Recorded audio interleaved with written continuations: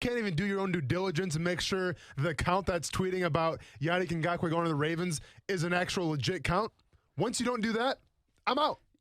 No matter what you tell me, I don't believe you anymore. Yeah, and then the Jets beat reporter Manish Mehta said that the Jets rumors on that were not true, and that's not what he's hearing. And it seemed like all afternoon, no Schefter, no Rappaport, no other folks, which means Lombardi was a lone wolf. And I was a lone wolf on the golf course yesterday in one of our bets, and I lost $20. Ooh, I'm sorry to hear that. All that adds up to is like, okay, kind of what we did end up saying. I think I told you 10 minutes after the report, I'm hearing nothing's imminent. Yeah. But I also wasn't categorically denied about the talks heating up a little bit. I will say that. And I don't think Caldwell, at least from my interpretation of it, categorically denied it today. So we'll hear from Dave Caldwell what he had to say about it. And we'll keep you posted if there's anything. But one of my questions I asked was, when we come in here today at 3 o'clock, will there be some more heat on this thing? Will be some more smoke on this thing? And I guess the answer to that now we know is not really. If anything, it's died down and maybe even died off at this point.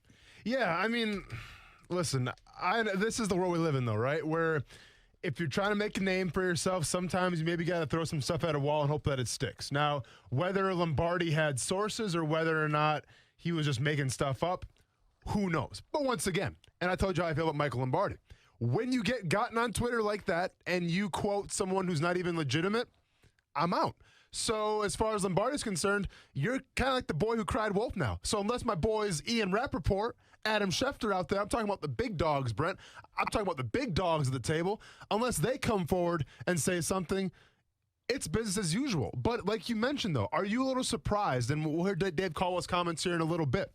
Are you a little surprised from them that there wasn't more of like, no, that's the most ridiculous thing I've ever heard. You know, like, they said, you know, it might have been a little crazy, but they didn't really deny it, right? Like, their change of, there wasn't really a change of tone. It's like, yeah, that's kind of hearsay. But usually how this works is if there's a report, you know, and it's not true, the GM, the head coach would be like, well, this is the most ridiculous thing I've ever heard. This guy is in the wrong. We didn't really hear that kind of quote. Does that surprise you a little bit? Yeah, a little bit. Well, I guess not a lot of bit because it's not far-fetched that he could be involved in some trade talks. Sure. You know? So it's for that specific report, which was a specific report, outside of a little bit of hearing a second-round pick, I mean, extremely close. That's a pretty powerful report. And so I guess what they're saying is, well, that's not true. But don't be surprised if something happens at some point in the next couple of days, weeks, whatever ahead. And I think that is something we've all talked about and probably think could happen if given the right amount of draft capital or players in return. What I do think maybe from my reading between what people are saying and the reports, what it says is the Jags maybe are doing what people think, including yourself, is they may want to go shopping a little bit for some help on that defensive line.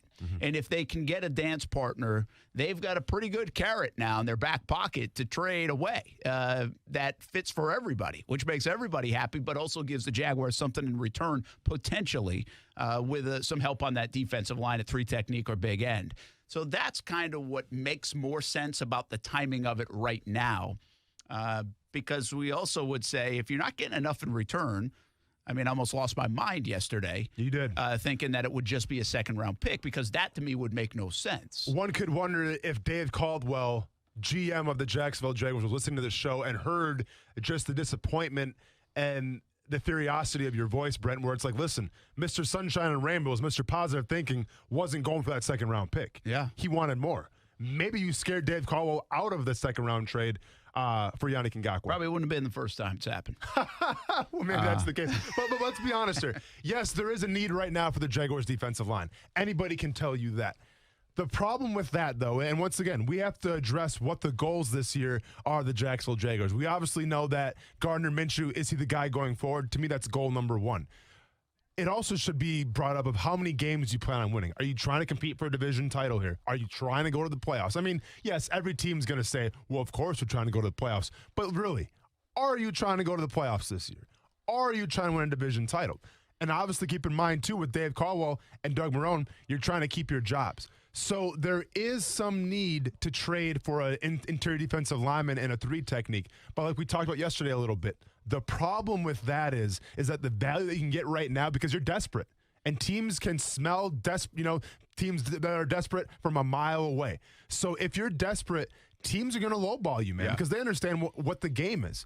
So to me right now, if Yannick Ngakoue is the bargaining chip, and if he's the piece that's going to be traded here, you just got to mind your time. Well, and you have to wait till there is a need for that kind of move. And I don't know, and I guess the history says, why would you have a lot of confidence in Dave Caldwell in anything? But if there's one thing you should have confidence in Caldwell in, the guy can make a trade. We went through all the trades that he's made, and more than not, in fact, I think it was about 66% of them, it was 2/3 of them, said, yeah, we like that. We like that. Clear cut. We like the way the trade worked out for the Jacksonville Jaguars. Yeah. Interesting. When we went through them in the summer, we did that. We took all the transactions, and we said that from Jalen to 2 first-round picks. That's great. From Blaine Gabbert. I'm just thinking of like Carlos Hyde, and I'm thinking of that was a bad one. That was not a good one. Calais Campbell. I'm thinking AJ Boye. I'm thinking I think it was more prior recent to those ones. two. Yeah, okay. I'm thinking of the recent ones. And by the way, I still think people from a contract, you were going to cut one of those guys, and you got a deal for them. From who? From talking about from a Calais salary Campbell? cap standpoint, you were going to probably cut AJ Boye. Sure. Then you got a 4th-round pick for him. So go ahead and get a 3rd-round pick for Calais Campbell then.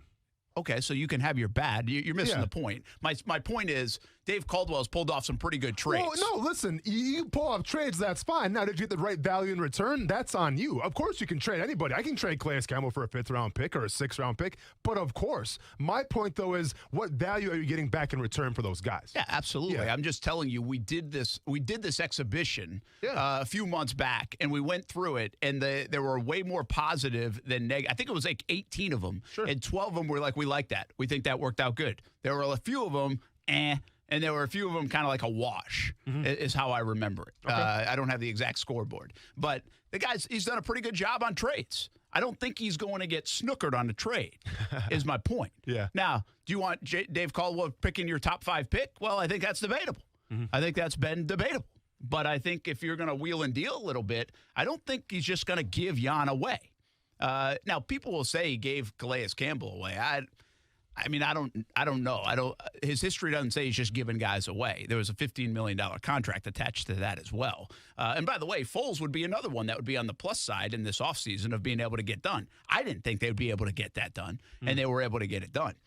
So maybe I'm giving them too much credit, but my point being, that would stun me just from Caldwell's standpoint with his resume of trades if the Jaguars were to do it for something not more than a 2nd-round pick. So we'll see what happens. We'll hear from Caldwell, and we'll give you any updates when it comes to Yannick Ngakoue.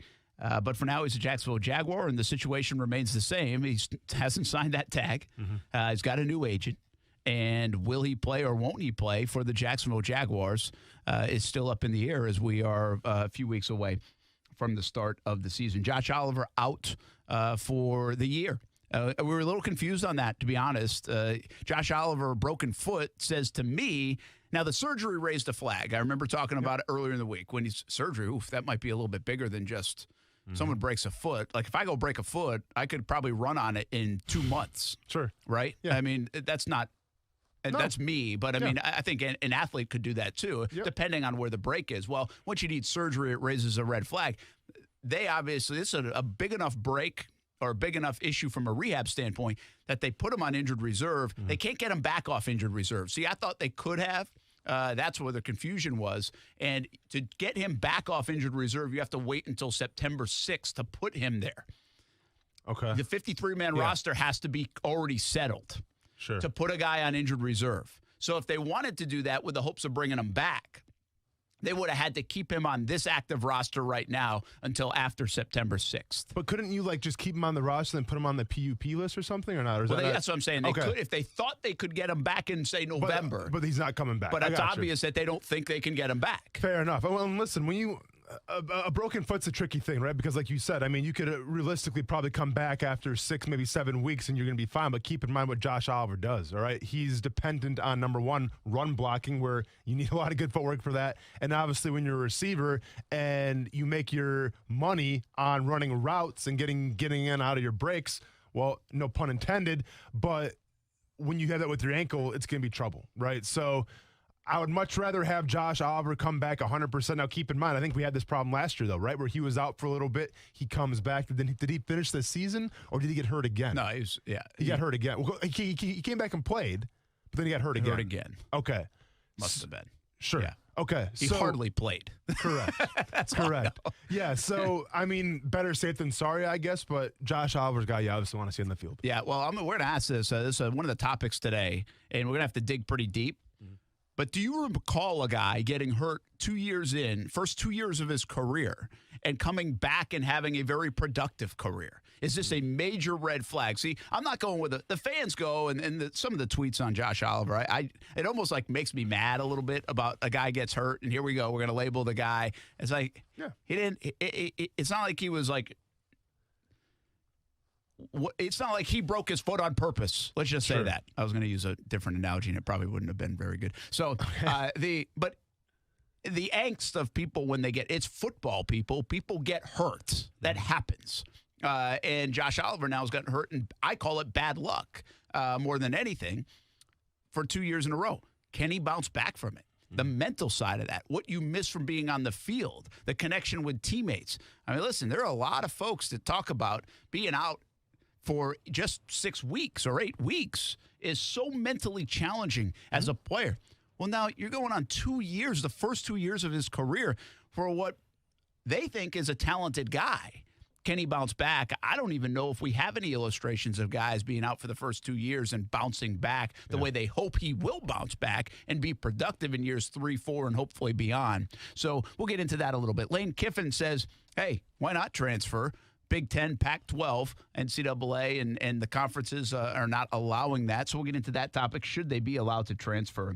And we're going to do something fun on TV tomorrow. Instead of preseason games, we're showcasing the Jaguars divisional game against the Pittsburgh Steelers. That's at 8 o'clock on CBS 47 tomorrow night. I'm going to talk about that a little bit. What do you remember? What's the play you remember? Plays you remember? It was 45-42. The Jaguars won that game, and they actually were in control of that thing for a long time. Score made it appear closer than it was. So we'll talk a little bit about Jags Steelers from a couple years ago, and that will be a lot of fun being able to see that game again tomorrow night. We also have the results of our Cheetos poll, which is very important. So that will come up. NBA playoffs happening and everything else in the world of sports. We will do it when we come back. Action Sports Jax on ESPN 690. Thanks for coming along for the ride. Jump in the conversation, 904-362-9901 or star 690, or on any of the social media platforms. We're on Twitter. We're on Facebook. We're on YouTube. We're on Twitch.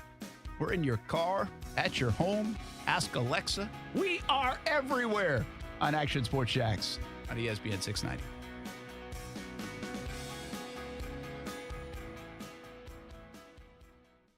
Action Sports Jax with Brent Martineau on ESPN 690 is brought to you by Best Bet Jacksonville and Orange Park. Now, the First Alert forecast on ESPN 690.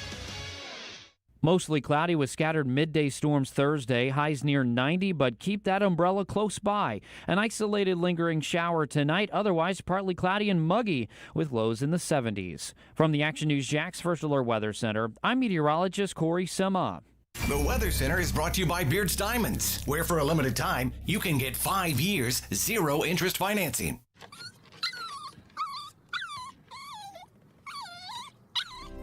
After a long day, having my dogs greet me at the door with their silly smiles and wagging tails makes me happy. I want to keep that joy with me for years to come. That's why I trust Forever Vets Animal Hospital to keep my pets healthy. Forever Vets was voted 2019's Best Vet in Jacksonville Magazine's Readers Poll, and it's easy to see why. The affordable wellness plans are tailored to meet all of your pet's changing needs as they grow. Open 7 days a week, Forever Vets friendly staff is available to treat you and your pet with care. They combine extended hours with online booking to allow you to give your pet quality care while accommodating your schedule. Go online to forevervets.com to find which of their 9 locations is nearest you. And don't forget their newest location in Bartram Market. Forever Vets Animal Hospital, keeping your pets happy and healthy forever. If you're sick and tired of being sick and tired and school just isn't for you, earn while you learn by enrolling in the Clara White Mission Workforce Training, designed for 16 to 24-year-olds and no experience necessary. National certifications include culinary arts, OSHA, HAZWOPER, forklifting, environmental training, and more. These programs are customized for low income and disadvantaged. Make your way to the Clara White Mission Training Center at 613 West Ashley Street. Call 904-354-4162 or visit clarawhitemission.org. The Army National Guard plays a vital role in your community. We're on the front lines supporting essential personnel, first responders, law enforcement, and medical professionals, delivering food, supplies, and medicine, keeping communities safe, making a difference. During emergencies, we're always ready, always there. Learn more about part-time service in the Army National Guard at nationalguard.com. Sponsored by the Florida Army National Guard, aired by the Florida Association of Broadcasters and this station.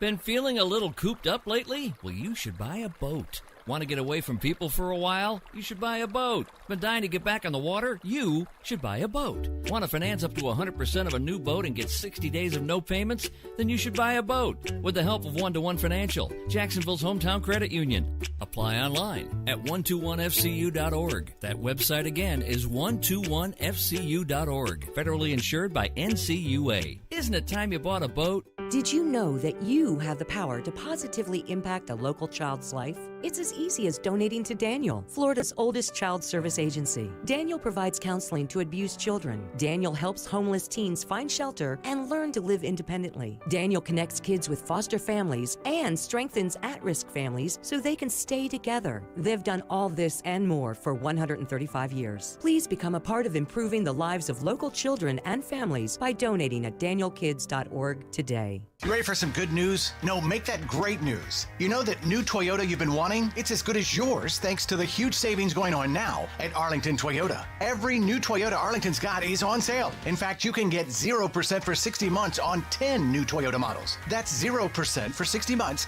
on 10 new Toyota models. Want to drive away in a new Toyota with no payments? Right now at Arlington, you can. Get no payments for 90 days on your new Toyota purchase. Every single day at Arlington, you're going to have over 750 new and quality pre-owned to choose from on the lot, ready for you to drive home today. And with every new vehicle purchase from Arlington, you get a nationwide lifetime warranty with unlimited time and miles. Plus, you can buy with total peace of mind thanks to Arlington's 30-day exchange policy. That's 30 days to love it or exchange it. But wait, there's more. It's time to get your new Toyota and save big at Arlington. Wait no more. Now's the time to get your new Toyota and save big at Arlington Toyota, 10939 Atlantic Boulevard, or online at arlingtontoyota.com. Visit arlingtontoyota.com/August savings for full details. Security experts recommend that if you have a do-it-yourself alarm, don't use their alarm signs or stickers. Why? Because it tells crooks exactly which system you have, and some signals can be jammed with a common garage door opener. Yes, the equipment is built that cheap. It's not been tested by UL Laboratories, and the DIY company selling it has no license. They use a third party. It just doesn't measure up.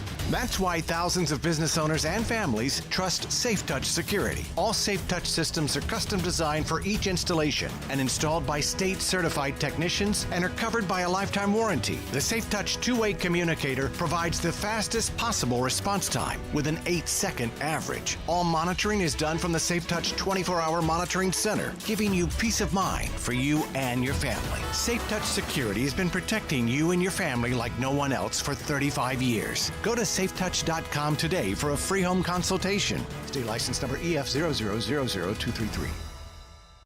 Mortgage rates are at historic all-time lows. There's no better time.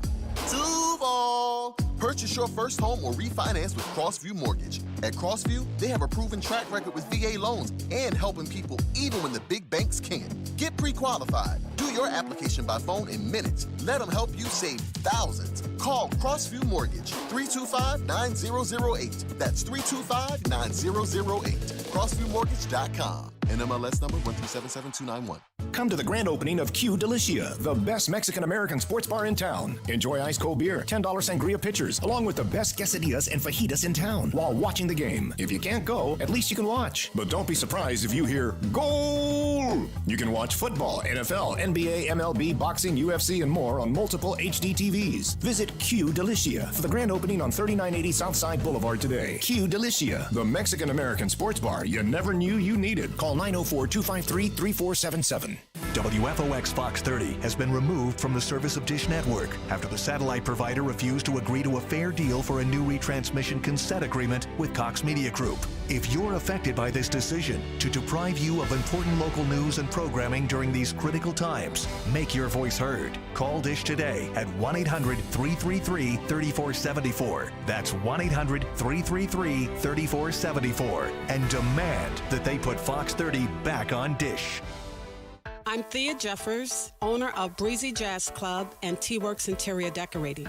It doesn't matter where you come from, it's possible to own your own business. But starting a business isn't easy. The Jacksonville Women's Business Center helped give me the confidence to keep going when the going got tough. At JWBC, I got the training, networking, and support I needed to help me reach my goals. To find out more about how JWBC can help you, visit jaxwbc.com. Jags in this together is not just a hashtag. We believe it, and we are living it, all of us. Hey everyone, this is Brent Martineau. These may be uncertain times, but we can still lift each other up, share a laugh, a smile, and even a shout out. If you would like to recognize someone, maybe a healthcare worker, a truck driver, someone who works for a local restaurant, or maybe it's someone's birthday, call ** 690. Leave a message and we will share it on ESPN 690. That's ** 690. Give it a call and help make somebody's day. Brent Martineau. They probably already have one. Cornholing. Austin Lane. You're going to have a call from PR in a little bit here. Action Sports Jax on ESPN 690. Well, the unsubstantiated report really kind of caught me off guard, too. So I don't know where it came from or who it came from, but if he's being traded, I wish somebody would let me know. So obviously we've had discussions with teams, but there's, as of 1 o'clock today, that report was pretty erroneous. And I guess there's a couple others that followed up on that. So I don't know the person that tweeted that, but obviously he didn't pay very close attention to detail. Obviously we're working with the player and his agents, his new agents, and trying to come to a good resolution for everybody. Right now we're in a holding pattern. He's in a holding pattern, but we're having contact with him and his agent. And we've talked to some teams, but there's nothing immediate that's going to happen here. Breaking news, Dave Caldwell calls Michael Lombardi a nobody. That was a nice way to put everything by Dave Caldwell. I mean, by the way, let me tell you this. Dave Caldwell saw the report. Dave Caldwell knows who he is by now. Mm-hmm. And Dave Caldwell is just a subtle jab or two at Lombardi because Lombardi takes not so subtle jabs at him and the Jags all the time. What is pretty crystal clear is people in this profession, that profession, they all seemingly know each other. You ask coaches, they know this coach or that. It might not be super close, but they have a relationship of some kind. Well, I don't think Lombardi and Caldwell have a relationship at all. Don't even know each other. Haven't even spoken to each other. And maybe that's part of the reason Lombardi's free willing to take shots at the Jags so openly. Mm-hmm. And I got to be honest with you, in full disclosure, I don't know if Lombardi's pretty vocal about other teams as well. I just know over the years he's been very vocal about the Jags. I mean, just stuff that is almost like, wow, he said that, kind of thing. And it's interesting that if he doesn't know a guy like Caldwell, that he is so open to taking jabs at him. I mean, because what did he say yesterday? He did the David Blaine? The David Blaine Caldwell saying that the Ravens should owe him a thank you for giving up, Calais Campbell and Yannick Ngakoue at such a low value or whatever it was. Yeah, and by the way, he says that in the same tweet that he's actually making an error because he got duped by a fake Schefter account. Correct. So that made Lombardi look really bad in that sense. Yep. So I I kind of like the way Caldwell played it today. Who knows what's really going on? He didn't deny, again, that they've had conversations with teams. So he's had conversations with Jan. He's had conversations with teams. So that's the update. But he said it again. We told you yesterday, right after the report, nothing imminent. So it doesn't look like anything's imminent for the Jacksonville Jaguars to make a move. But I kind of like the little back and forth, the subtle jabs by Caldwell there. A little gamesmanship, Yeah, a little passive-aggressive burn. No Nothing doubt wrong about with it. that. I kind of like that. Brent Martineau, Austin Lane, Coos here on a Thursday of Action Sports Jax on ESPN 690. I'm just telling everybody, okay? Football season is happening.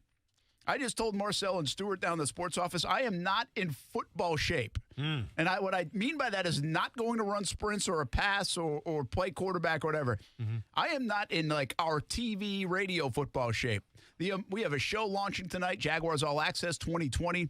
We're not doing it at Mellow Mushroom. We're doing it at the stadium with Jeff Lageman in conjunction with the Jags. That'll be a 7 o'clock show on Fox 30, so hope you can tune in. We will have guests, not in person, but on Zoom throughout the year, and working on some specific players. We'll have more to tell you about.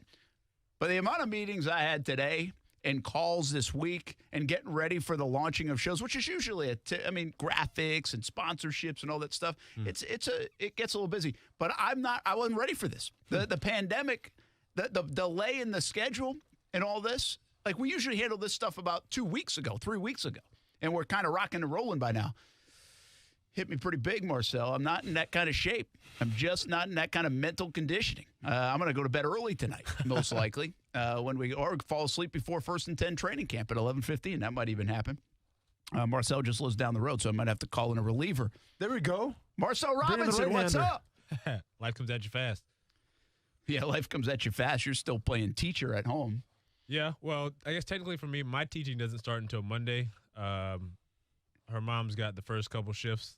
Thursday and Friday, so sucks for her because, of course, the first couple of days are the worst. Yeah, they are. So by the time I jump in on Monday, we're going to be smooth sailing. Fingers crossed. All right, hopefully, pretty soon you'll at least be able to be a substitute teacher someday.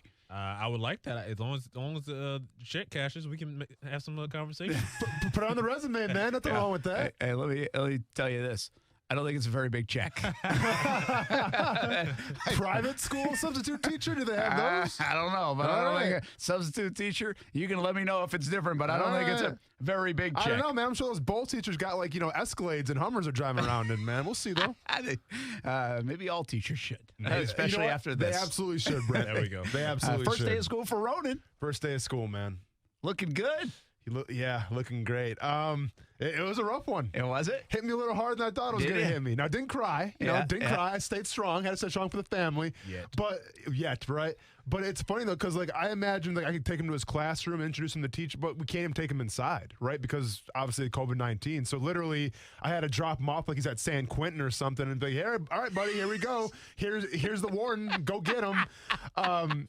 But I'm going to say this, though. Some kid, as Ronan gets a little older, some days he might rather go to San Quentin. Maybe he might go to San Quentin. 100%. But I'm going to say this, though, and Brett, and I'm not sure how your first day, went when your kids went to kindergarten, and same thing with Marcel. But when we were expecting to have Ronan, right? My wife told me about it. Obviously, it was a giant surprise. It was not in the plans at all. And I remember, I had to tell my wife something. I had to dive deep, and I'd be like, all right, what am I going to tell my wife who's now crying because she's freaking out?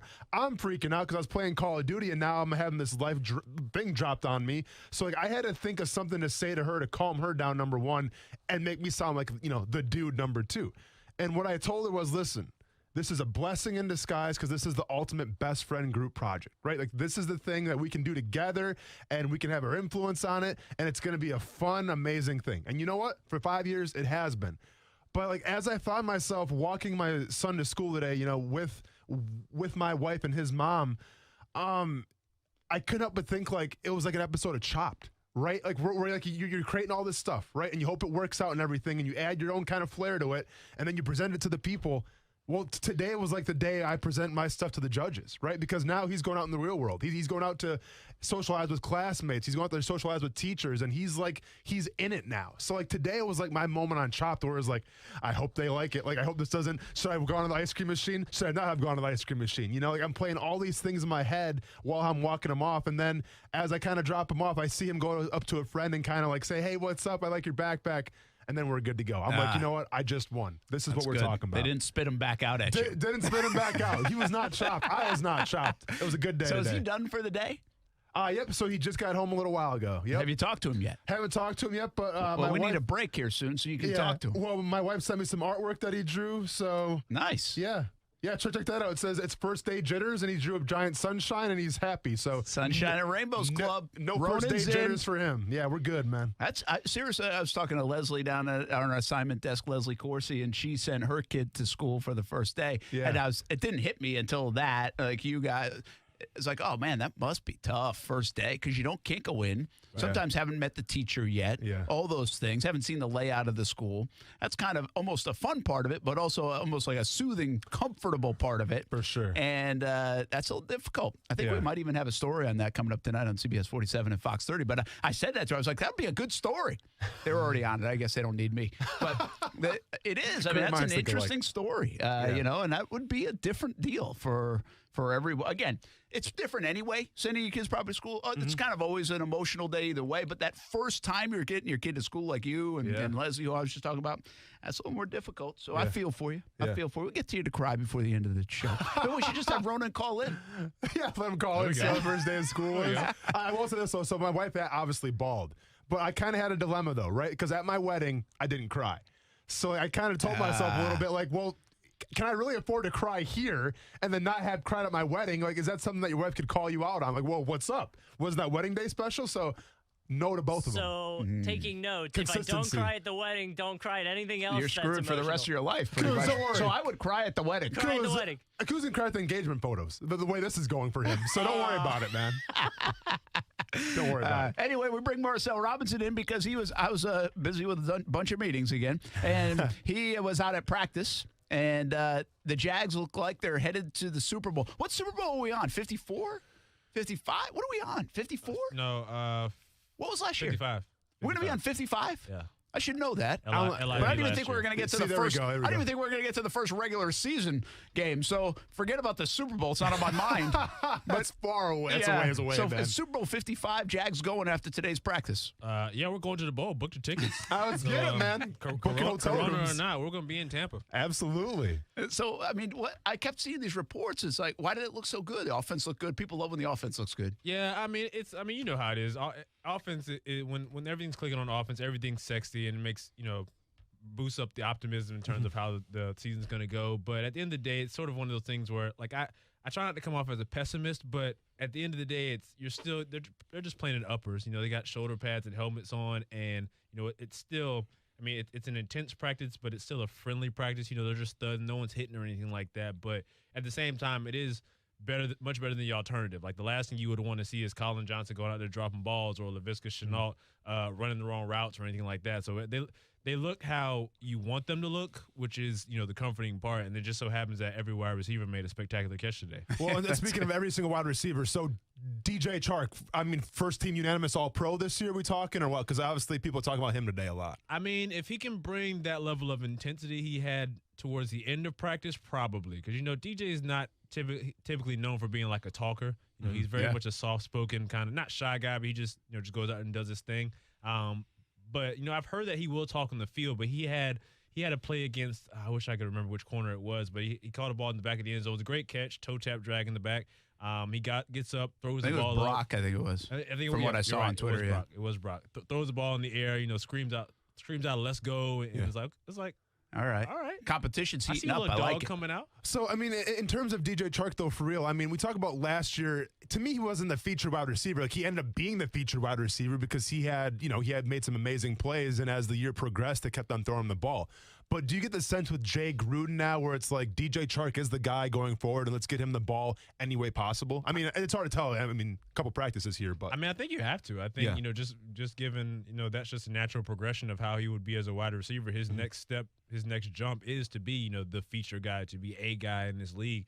I mean, obviously, with this team, there's going to be cases where he's going to be the mark. People are going to, roll cover to him, double up on him, give him everything they've got. So at the end of the day, it's one of those, it's how does he handle that? If he can overcome that, I think he's got a pretty good shot to make a really good name for himself. I'll tell you what, I saw DJ Chark stuff. Listen, the good thing about these kind of conversations is people are going to flash at training camp. That always happens. But when you have a day where things really look good, if you think you can be pretty good, you should have those days where you look really good. You're also going to have days where things don't click, but you want to see some days where if you got a little bar graph going, you spike that thing a couple of times during the month of August and say, hey, here's some of the potential that we could show. So I think DJ Chark obviously fits that. I mean, for him to have a good day, what people were saying, what you're saying, that's good because he's a Pro Bowl guy. Mm-hmm. He should have some of those great days in camp. Mm-hmm. He doesn't need to have 20 of them, but he should have some of them. The thing that got my attention, though, is because we've talked so much about Chark and Dede and Conley and Laviska Shenault, is you tweeted a couple times about Colin Johnson having a day. Now, that's the one, and because he did a lot of red zone work today, I think. Right. And I'm not getting – listen, I wasn't there, so I'm not getting specific about – I just saw that they did red zone work.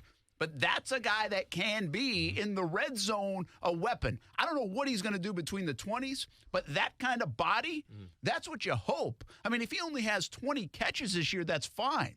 Heck, if he has 15, that's fine.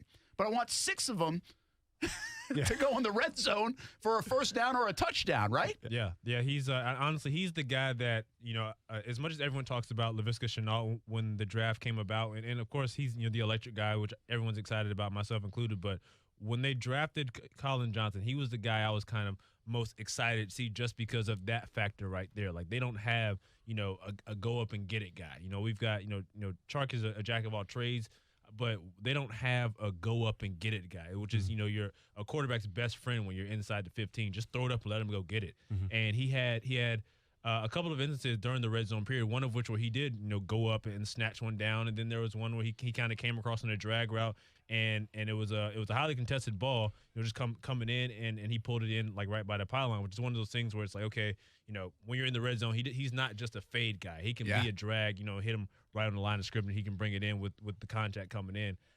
He looks pretty good. I know last week he was sort of, kind of not necessarily off, but you could tell there was some jitters a little bit, but it really seems like he's kind of settling in, and he's making a lot of plays out there. He's a big fella now. Listen, Marcel watches receivers because he thinks he's got just as good a hands as all those receivers. For sure. Like well, he probably have you seen those mitts, though? Have you seen those mitts? I mean, I'm not going to sit here and say that. I'd put those mitts against anybody. I mean, I'm not going to sit here and say that because I wear a size 2X in Nike Vapor Jet receiver gloves that I'm a stud, but Hey, he's got those mitts, man. Call him Johnny Bench. Brent, what's up? Fact or fiction? Okay. You went out to practice and had to take a picture of Marcel while he was at practice. Listen, okay. So I know what you're trying to do right now. You're trying to put me under the bus, and that's fine. We talked about your selfie picture that you took at practice, right? Or a supposed selfie picture. Yes, I took a picture of Marcel. Yes, I had to take about 2 or 3 pictures of Marcel. First one didn't come out that great. Didn't come out that great. But what do I always tell him? I said, hey, man, you do you. That's you, man. I don't understand it, but that's okay. That's who he is, and I respect that. That's fine. Yeah. I just wanted to clarify that. Yeah. I'm not saying anything about it. I'm just asking, is it true or not? I think you're insinuating a little bit, but that's okay. I mean, truthfully, if you'd have asked me, I would have told you straight up. I said, hey, can you do me a favor? And he said, what? I handed him the phone. I didn't even have to tell him anything. He knew what time it was. In the world of sports media and cookie cutters, it's nice to see someone be themselves, man, and be unique. One last question from my end, Marcel. So you talked about training camp today, and we're on a 6 practice stretch right now, right, where it's probably going to ramp up a little bit. From what you saw today, and you said they were just in shoulder pads and helmets, right? Mm-hmm. Are you surprised that they haven't really ramped it up quite yet? Because we see camps like the Buccaneers where Rob Gronkowski got depleted, it seemed like, on the sidelines. Nick Chubb's got a concussion in Cleveland, so they're hitting. Are you surprised right now with the Jaguars that they haven't really kind of amped it up quite yet, or are they doing the right thing, do you feel like? No, I wouldn't say I'm surprised, nor would I say it's the right thing. I think you should. It's definitely try to crank up the intensity a little bit, but I do understand why they may not be, just because of everything going on. Like there's so many concerns right now in terms of just the whole COVID thing. The last thing that we want to worry about is the what seemingly happens every single year is some catastrophic injury to Sure. a guy that we need, and especially with the way that the guys on the team are falling off like flies. I think they're just kind of erring on the side of caution. But I would expect that. I mean, you have to. I mean, sometime before September 13th comes about, like they'll crank it up and really get the guys going. All right, Marcel Robinson, as we say bye, so you can go down and do a little more work, but also watch the Thunder play. That's right. An NBA it's game thought time. from the bubble. You got a chance to beat the Rockets. You're down a game. You got to get this one. I mean, I think we always have a chance against Houston because they're one of those teams where they'll play really well in the regular season, and once they get to the postseason, they always find some way to just shoot themselves in the foot and choke it away. The way I see this series going, I think we lose today, go down 0-2, we win Game 3, Westbrook comes back, and then they win, and Houston wins the next 2. I just think too much Westbrook and too much Harden. And then they'll go to the next round and get swept. You know what's interesting a little bit in this? You want to steal the idea is to steal a game early, right? If you're the visiting team and go back to your place and have it you would say if everything holds form, the upper hand. Well, this one you don't change home court. Home court advantage. So, did you hear the players still using that cliche though? Probably. We split it. Now we're going home, and I was like, That's the mentality. Yeah, that's the mentality. It's programmed to think that way. But bottom line is, I want to split the first 2 just so I'm not down 2-0. Yeah, absolutely. I mean, because that adds a lot of pressure. Are you listening? Milwaukee. Yeah. All right, Marcel Robinson, thanks for jumping in, man. Good stuff on today's Jags practice. And, of course, we'll be out there with Action Sports Jax for the next handful of days as the Jags aren't off again until Wednesday. Pads go back on tomorrow, scrimmages and some live action on Saturday. So Saturday practice should be a pretty good one, I would think, from a viewing perspective. Unfortunately, the fans can't go. That means you have to listen to us or watch us on CBS 47 and Fox 30. Or take our camera footage viewing for it. Take Marcel's. Take Marcel's word for it. There you go. All right, we got to take a break. When we come back, thanks, Marcel. We will talk more about the Jacksonville Jaguars. Also, Lane Kiffin, does he have a point about transfers? That's on the docket coming up today as well. We'll give you the Cheeto poll. Flaming hot Cheetos or regular Cheetos, Marcel? Oh, definitely regular. The red dye and the flaming, not a good look. The red dye in the flaming. Yeah, the red. You haven't heard red dye is one of the most dangerous things that people consume. Look it up. Look it up. I'll be okay. Look it up. Hey, I'll be okay. I'll be fine. Marcel, after I just sang your praises, now you're going to lay this on me. And would you sell your iPhone right now as it is for $10,000? Yes, you would. Can it be my work iPhone? The question is, would anybody buy it? Yeah. Can I? Okay, that's crazy. Kuz has the latest on that. All right, looking forward to it. It's a serious thing. Okay. It's next on ESPN 690. Hey everyone, this is Brett Martineau from Action Sports Jax on ESPN 690. Hope you catch the show Monday through Friday from 3 p.m. to 6 p.m. on 10 different platforms. But if you missed the show, you missed this. The Jags have 2 opt-outs. How big are these losses in your opinion? Laurenti McCray is different to me. This is a guy who's going on his 7th season here in the NFL. If you have the honor to wear the C in that locker room, it means that you're a leader. You have some sort of influence on that team. Subscribe to the podcast and check the show out on Action Sports Jax on ESPN 690. Get the podcast daily. All you have to do is search ESPN 690 in your podcast app. Alexa, how do I drive more customers into my business? First, people will need to hear about you. Okay. Then you need to be online where they look for you. Online, huh? Then you need to be involved in the community. Then you need to... Whoa. I don't have time for all that. I need to run my business. Alexa, can you help me find someone that can help me with online marketing? Okay, searching for a local team that can help. Local Solutions, your local marketing team putting you at the top of mind. Visit JacksonvilleLocalSolutions.com today and let us take your business to the next level so you can get back to running it. Local Solutions, powered by Cox Media Group. Marketing solved.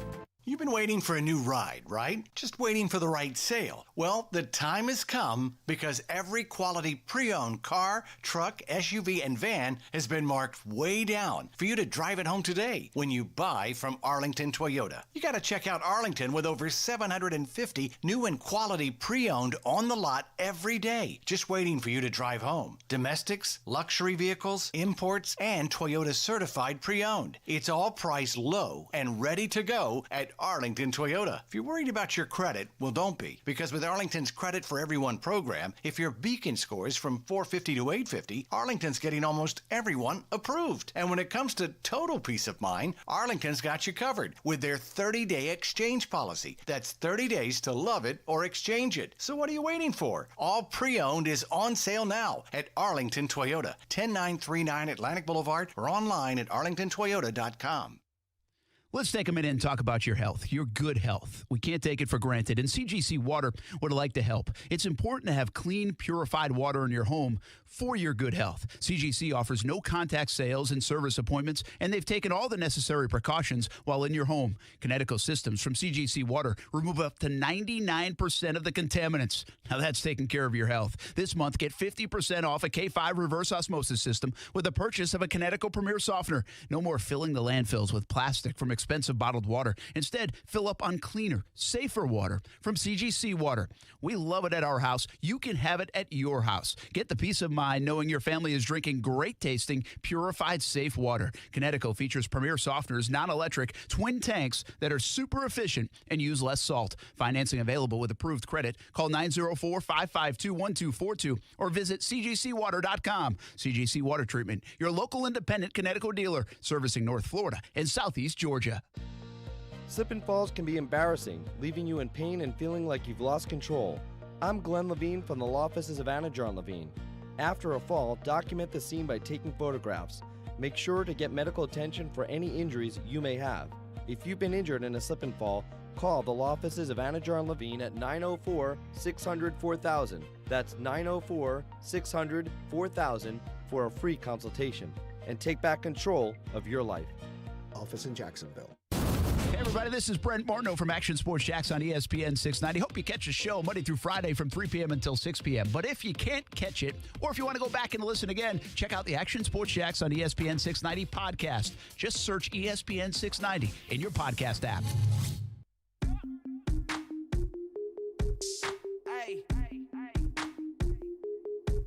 I had a good conversation with him the day before the draft, and I just reached out to him and said, hey, listen, I know there's a lot of rumors that we may or may not be taking a quarterback in the first round. I said, I don't necessarily think you're going to need to worry about that. And he was very point blank. He's like, I'm not worried about it. And if you do, you'll probably regret it in a year from now. And so he was very confident in that. And I think he just, he's not afraid of competition, never has been, and not afraid of adversity. So for him, I don't necessarily, I think it might mean something for him now that he's getting all those reps and he doesn't have to split them, and that's going to help him. But for him, from a mental standpoint, from a leadership standpoint, he's one of a kind, and we're happy to have him. Well, that's Dave Caldwell, Jaguars general manager, talking about Gardner Minshew. And I missed the early part of that. We were talking to Marcel, but that wasn't the soundbite. It was the early part of that soundbite where we talked about draft time? Yeah, where he said if you do, you'll regret it. Yeah, okay. And it's funny. I'm glad that was part of it, because that will show you the confidence of Minshew. Mm-hmm. And by the way, I've heard that story before, that he did call him around draft time. And I've also heard that story told where it was a little more demonstrative than the way Caldwell said it. Yeah. Which is kind of fun. But it's so Minshew, and you love that, man. You love that. Like, that's what competition's all about. That's what competing's all about. I mean, I just, I have kids that play ball. You hope they have that level of competition, of competitive spirit. And sometimes you got to be careful where you use the competitive spirit, how you use the competitive spirit. But I think in the context of what Dave Caldwell just said, it really showcases a lot about Gardner Minshew. And it's like, we've talked about this. Bring it on, man. Show me. You don't think he's read the headlines? You don't think he's read all the national stuff? You don't think he's read the tank for Trevor? He'll have the number one pick, all this. I mean, he has absolutely seen it. And he's actually, in fairness to him, he hasn't denied that. He's been pretty open about it. He's not going to say it's driving him, but it's part of his makeup. And I got so much more perspective going back to his hometown on Minshew and on the town. Like, the town feels that way about him. Mm-hmm. Like, they too take it personally. It's great. It's really a cool thing. Heck, I wish I could go back to every player's hometown just to feel that stuff. But in that town of Braden, Mississippi, you could certainly feel that chip, that doubt, that competitiveness, and it kind of resonates and radiates throughout their community, but especially when you bring up the name Gardner Minshew, and I think it's awesome. It's a little bit of a reminder. I don't know if any of you guys saw Garrett Cole last night. He got taken out of the game with 2 outs in the 7th inning, and he was ticked at Aaron Boone. He was ticked for taking him out. So he's mad. You can tell he's kind of like talking to himself, and he couldn't believe it. Because those guys want to finish the inning. He had like 108 pitches, but he had just thrown like a 98-mile-an-hour fastball to strike a guy out. And then, he goes down in the tunnel, and he's still jawing, and he says something to a teammate. And then in the postgame, he was asked about it, and he is still mad. Now, he didn't say much, but you can just tell he was steaming, man. He had not let it go. He was basically like, how dare you take me out? And he was as respectful as he could be. But there is something about guys that make it to where you made it in the NFL or do what you do as an MMA fighter. There's just something there. I'm telling you, it's hard to relate to even if you think you're competitive and don't like to lose at Monopoly, there's a different level is my point. Tiger Woods or any athlete playing professional sports. Listen, we're all products of our environment, right? And usually when you deal with professional athletes, especially like in the realms of maybe basketball and football. I mean, a lot of those athletes have grown up kind of rough, right? And then they've had to overcome some adversity. Not to say anybody from a perfect, childhood can play in the NFL, because they perfectly can. I mean, anybody is allowed to. But I'm just saying, when you have that type of environment around you, and you have good people around you, like obviously like Gardner Minshew and his family are, that adds a little extra oomph to it, right? It adds a little extra just something to it. So I agree with you, man. It'd be cool to take, just trips to players' hometowns and visit their families and just see how they grew up. And to be fair, that's why teams do such due diligence on players' backgrounds and their family. I'm not to say that, it's not like you have scouts from NFL teams that are actually, doing like the reconnaissance on these families and hiring private investigators, things like that. But, that they still have the family history background and stuff like that. And also keep in mind in colleges, how does it work? When a college tries to recruit you, first thing those guys are going to do, they're going to go visit your family. They're going to go to your home. They're going to see how you live. They're going to see what your parents are like. That's all part of the grand scheme of things of evaluating you as a football player, number one, and see what kind of person you are, number two. It's good stuff from Gardner Minshew. I love the fact Caldwell told the story. I wish he threw a couple extra words in there to really tell the story from what I understand the way the story went. But the Coos, we got to get in this in real quick in 60 seconds. Why are people selling their iPhone for $10,000? Well, you have to have the Fortnite app on it, but Apple and Fortnite are not on good terms, so Apple took them off the App Store. Kind of like, do you remember Flappy Bird? Yes. When that went away, it's kind of like that. So people are now putting their phones on eBay for $10,000 if their phone has Fortnite on it, because now you can't have Fortnite on your phone if you haven't already downloaded it. But hold up, though. Can't Apple just be like, well, you're on our phone, so we're going to go ahead and... Because, you have to update it, right? Well, once you update it, it will go away. Just don't update your phone, and you still have it. That's how Flappy Bird stuck around for a while after that. Interesting. So they don't think this is going to get resolved? It's a very ugly situation, and it's about really boring things, but it's probably going to take a while. Has anybody bought the cell phone for $10,000 yet? It's on eBay, and it's up tomorrow, so I'm keeping an eye on it, because I'll sell my phone for $10,000. And you have the Fortnite app? Yeah, I downloaded it like a while ago, yeah. You think anyone's going to buy it? No. Yeah, I don't think so either. You never know, though. Dude, I mean... Kids spend hundreds and hundreds of their parents' money on apps and everything. All you need is one trust fund kid to throw a big fit and be like, I want this. No, you don't necessarily need a trust fund kid. You need some kid that got their parents' credit card by accident. It's like, oh, yeah, $10,000, sure, I'll buy that. Fortnite on our fingertips. But here's the messed up part about it. Sure, that kid can play it, but then if his friends don't have it, he can't play with them. Right, but if they have like an Xbox or something, you can still play it on that. But I'm thinking about putting my phone on so that I can compete with this guy's for $9,000. There we go. That's a good idea. Cheaper option. Very good idea. Do it. I like it. When we come back, we talk more about the Jags, of course, and Lane Kiffin says, why not transfers out of the Big Big 10 and Pac-12? What do you think about that? Coming up next on ESPN 690. Stop selling your real estate if you want to build your wealth. Our team here at Hometown Realty specializes in helping homeowners with the difficult decision of selling it or renting it. Your home might make a great investment property. We'll break down the numbers and go over the pros and cons to help you make an informed decision.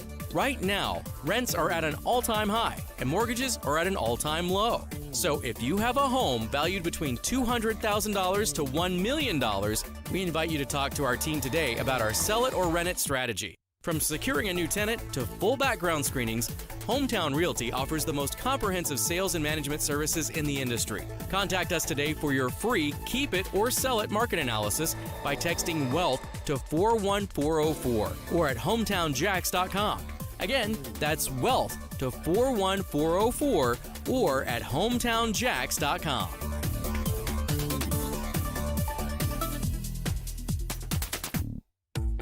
Labor Day savings are now at the Home Depot, and your fall project list is now even more affordable. Use our mobile app to search, shop, and save. Flexible delivery options that bring everything you need right to your door. And if you need tools for a project, but not forever, you can rent them. You won't find a better toolbox anywhere else. Take on fall with Labor Day savings now at the Home Depot. How doers get more done. U.S. only while supplies last, valid through September 7th. It's a new season, and at Sport Clips Haircuts, all of our stylists are clean certified and guy smart. So come in and get yourself back in the game with our legendary MVP experience. It's a mancation with our hot steam towel, relaxing shampoo, and a winning cut. Check in online and walk out with confidence. Sport Clips, it's good to be a guy. And you'll be stepping out like a pro. Been dreaming of Subway tile and butcher block counters? Outdoor kitchens and pavers? Oh, honey. The weather's great and it's time to knock out those nagging home projects with a Honeydew HELOC from 1-to-1 Financial, Jacksonville's hometown credit union. Borrow up to 90% loan to value and pay no closing costs. Best of all, we'll give you a free wheelbarrow. That's right, a free wheelbarrow. Apply today at 1to1fcu.org. Federally insured by NCUA. Just please, no more shiplap. I'm Christine Lisi. The first of 4 NBA playoff games on this day, all on ESPN TV. It's in the books. The Heat beat the Pacers 109-100 to go up 2-0. 24 points for Duncan Robinson, 18, 7 rebounds, 6 assists, 2 steals for Jimmy Butler. Thunder leading the Rockets 26-25 in the first quarter. After struggling in Game 1, Lakers look to rebound in Game 2 tonight against the Blazers. Considering how potent Portland's offense is, LA has to find other ways to win because it certainly can outshoot the Blazers, believes TNT's Kenny Smith. They score the ball so easily, and that's the one thing that Lakers don't do. So how does the Lakers have to combat that? They have to figure out a way to get more possessions by offensive rebounding and making them turn the basketball over. And if they don't do those two things, there's another win for the Portland Trailblazers. They either have to have great offensive rebounds or make them have great turnovers.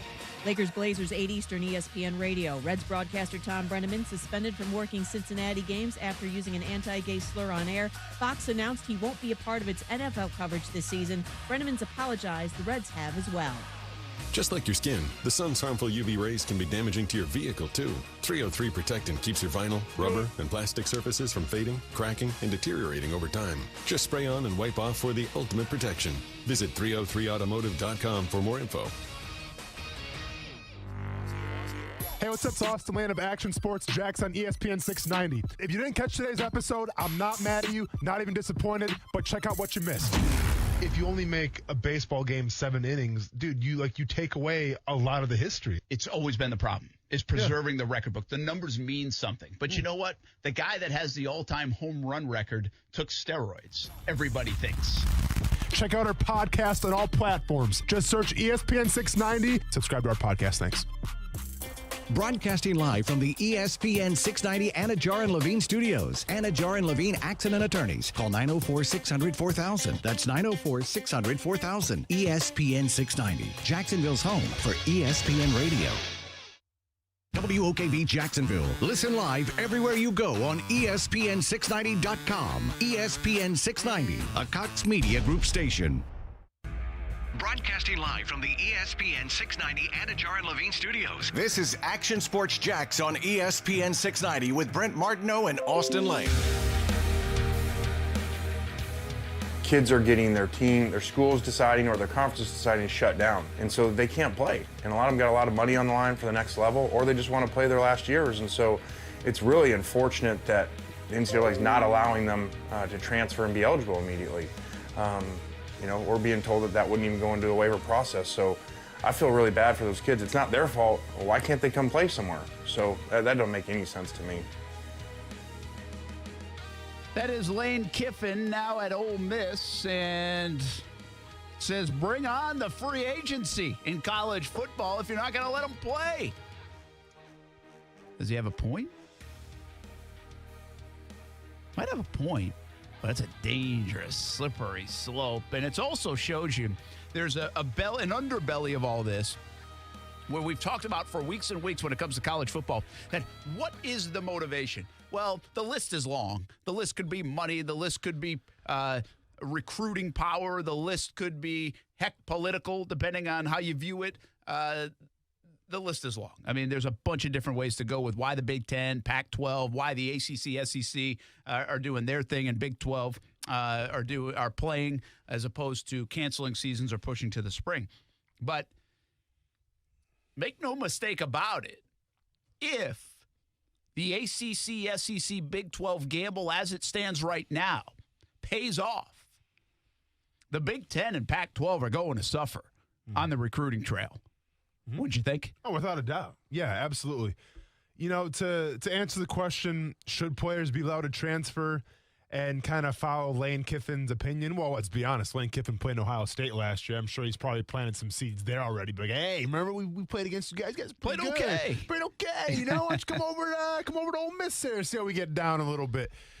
To me, though, and it comes down to the biggest, drum that I've been beating since this got announced. And it's the right of fair play.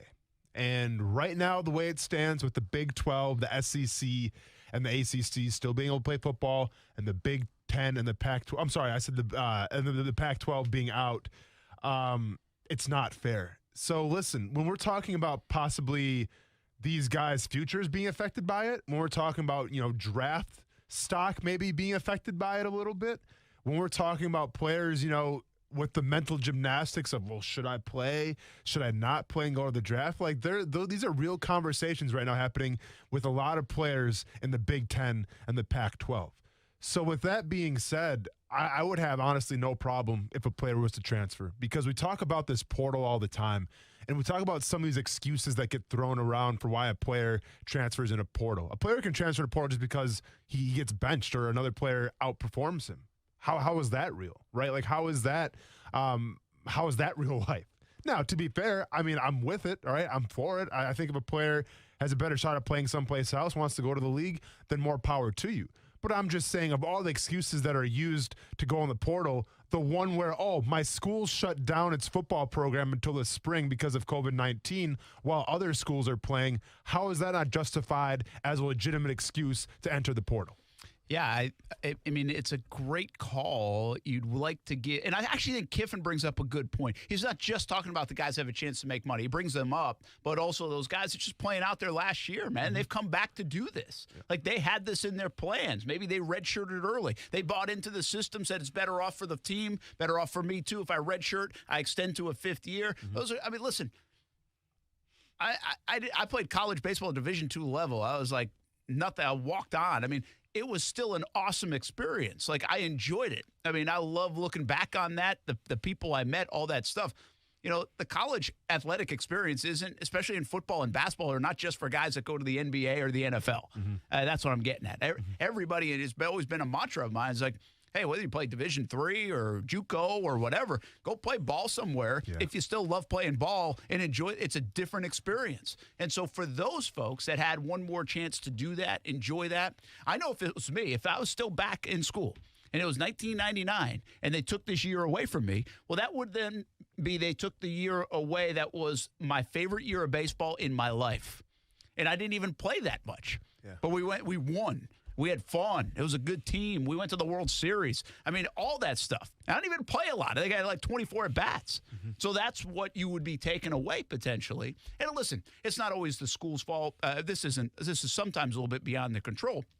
But And it's a dangerous, slippery slope to just say, okay, start going everywhere. Yeah. And I also think there's an element of it, if you were to transfer around, I think it's a bit unfair to the kids that are already at those schools. I said this with Florida State, right? If Justin Fields were to say, hey, Mike Norvell, I'm coming up. Yeah. Well, what about the guys that have been working their butt off that came to the school for opportunity to play for Florida State, knew the job was kind of open. Now, all of a sudden, you're going to bring this guy. I mean, that's a little bit of life. Right before the season, though. Right, It's I mean, rough. 2 weeks before or 3 weeks or whatever, a month before.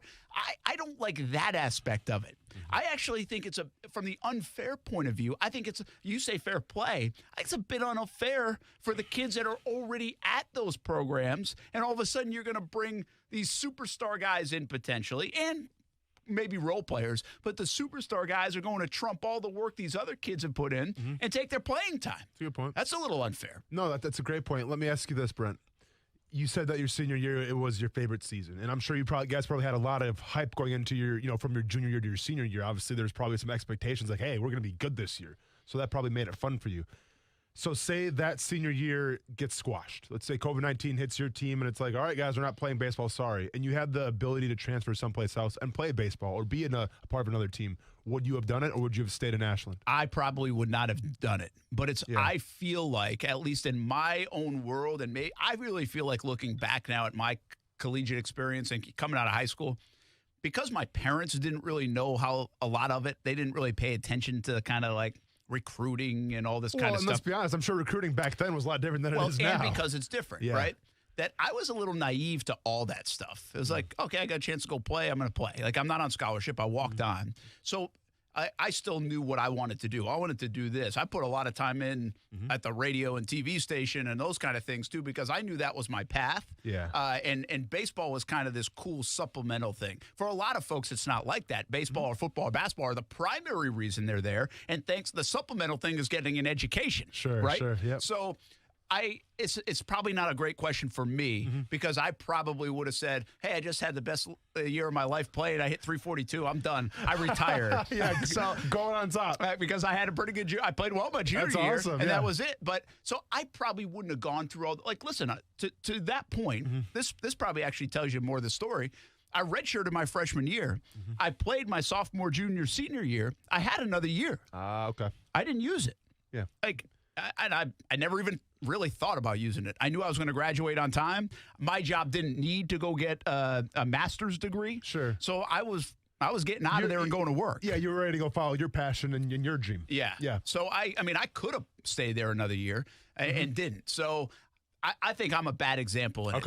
I think for the fifth-year guy who's been again, when you play at Ashland University and you play in baseball and you're a walk-on and you're playing at Ohio State and you're a fifth-year senior and you're giving it one more chance, I think your priorities are a little bit different. You know, and when you're Justin Fields, I know your priorities are a little different. So I just don't. I don't think I'm good at answering that question. Maybe you can answer the same thing. Well, I mean, because your senior year ended up being a huge senior year. You wouldn't have got drafted. You probably who knows if you would have even played in the NFL. Yeah, for sure.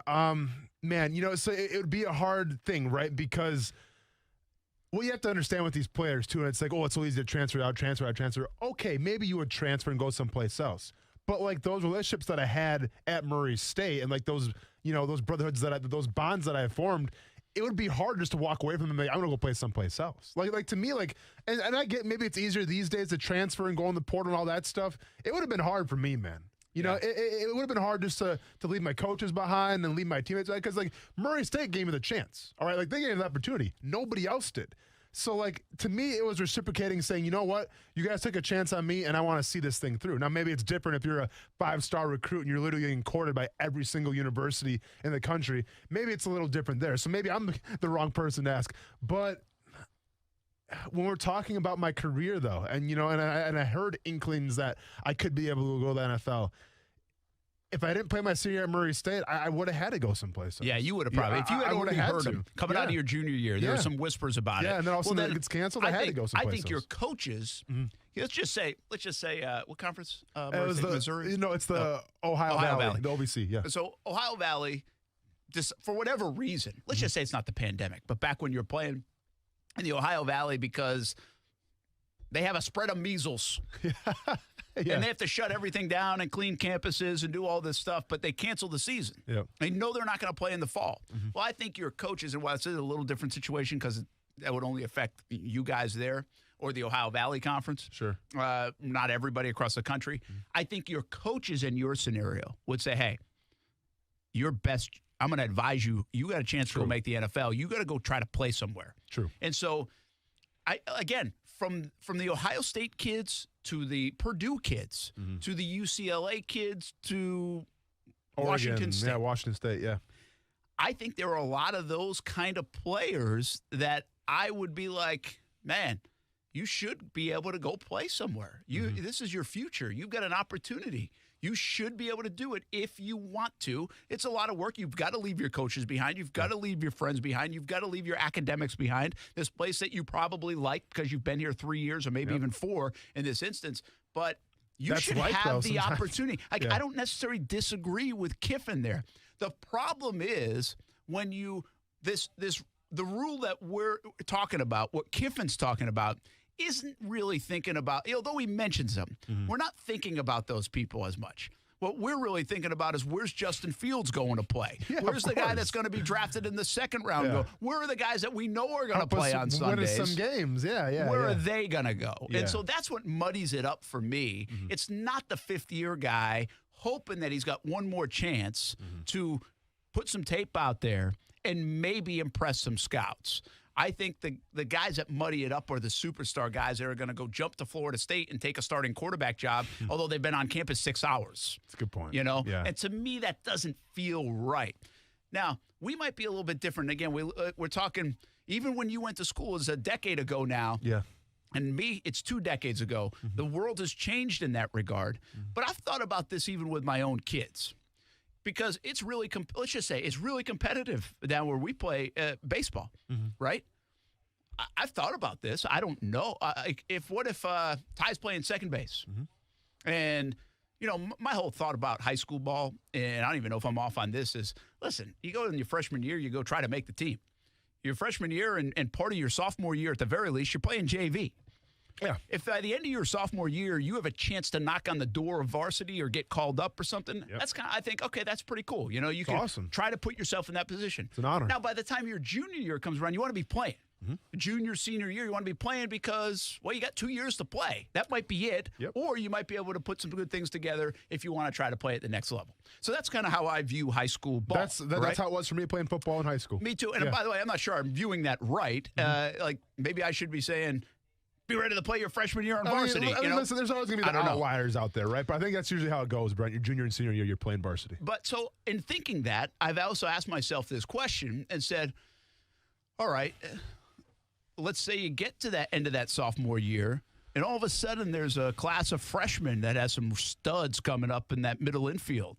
And that Ty's pretty good, but it's going to be really hard to get in that on junior year and even play. Yeah. Or that, somebody's got your spot. Now you're talking about playing one more. You have one season to play high school. And by the way, these are real things. I mean, this happens to kids in every sport, every day, every year.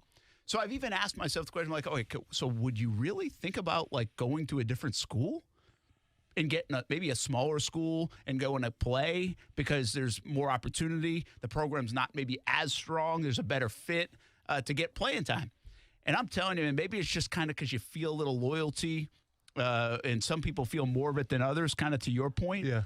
I just can't imagine I would say, all right, Ty, let's go. We're going to Christchurch Academy now and playing. Like, I don't think it's a rough one. I don't think, you go play. If you can play, you play. If you're not, you're probably not good enough. I mean, that's the way I'm thinking. But that's what these kids are kind of facing right now in the colleges in Pac-12 and Big Ten, in a variety of sports too, not just football. And they're faced with that decision. I got to believe most of them, take the star guys out. I'm talking about most of the players. I think they would say, hey, man, more important to finish up school, get this degree. I'm not playing on Sundays. I got to go worry about this. So it's so funny because, like, those circumstances that you're talking about, that actually occurred at our school where there was a kid behind me that, they thought that he was going to be like the next big thing. And I was taking some of his playing time at junior and senior year. So they had him transfer. And then they literally moved him out of town and went someplace else just so he could play high school football. Now he went on to play D3. A lot of people do it. But yeah, it happens. And listen, as far as from my standpoint, Like my junior year on defense, I didn't get to play that much because I was in front of 2 studs. Now, with that being said, I learned a lot from those guys, right? Where I knew, like, all right, I can probably play on offense a little bit. Playing defensive end, I'm drinking Gatorade and I'm riding pine just because those guys are so good. But you know what? Like, that made me work harder because I aspired to be like them. So, yes, it is the easy thing to pull your kids out and say, you know what? My kid's not playing. Let's go someplace else so you can play. And you know what?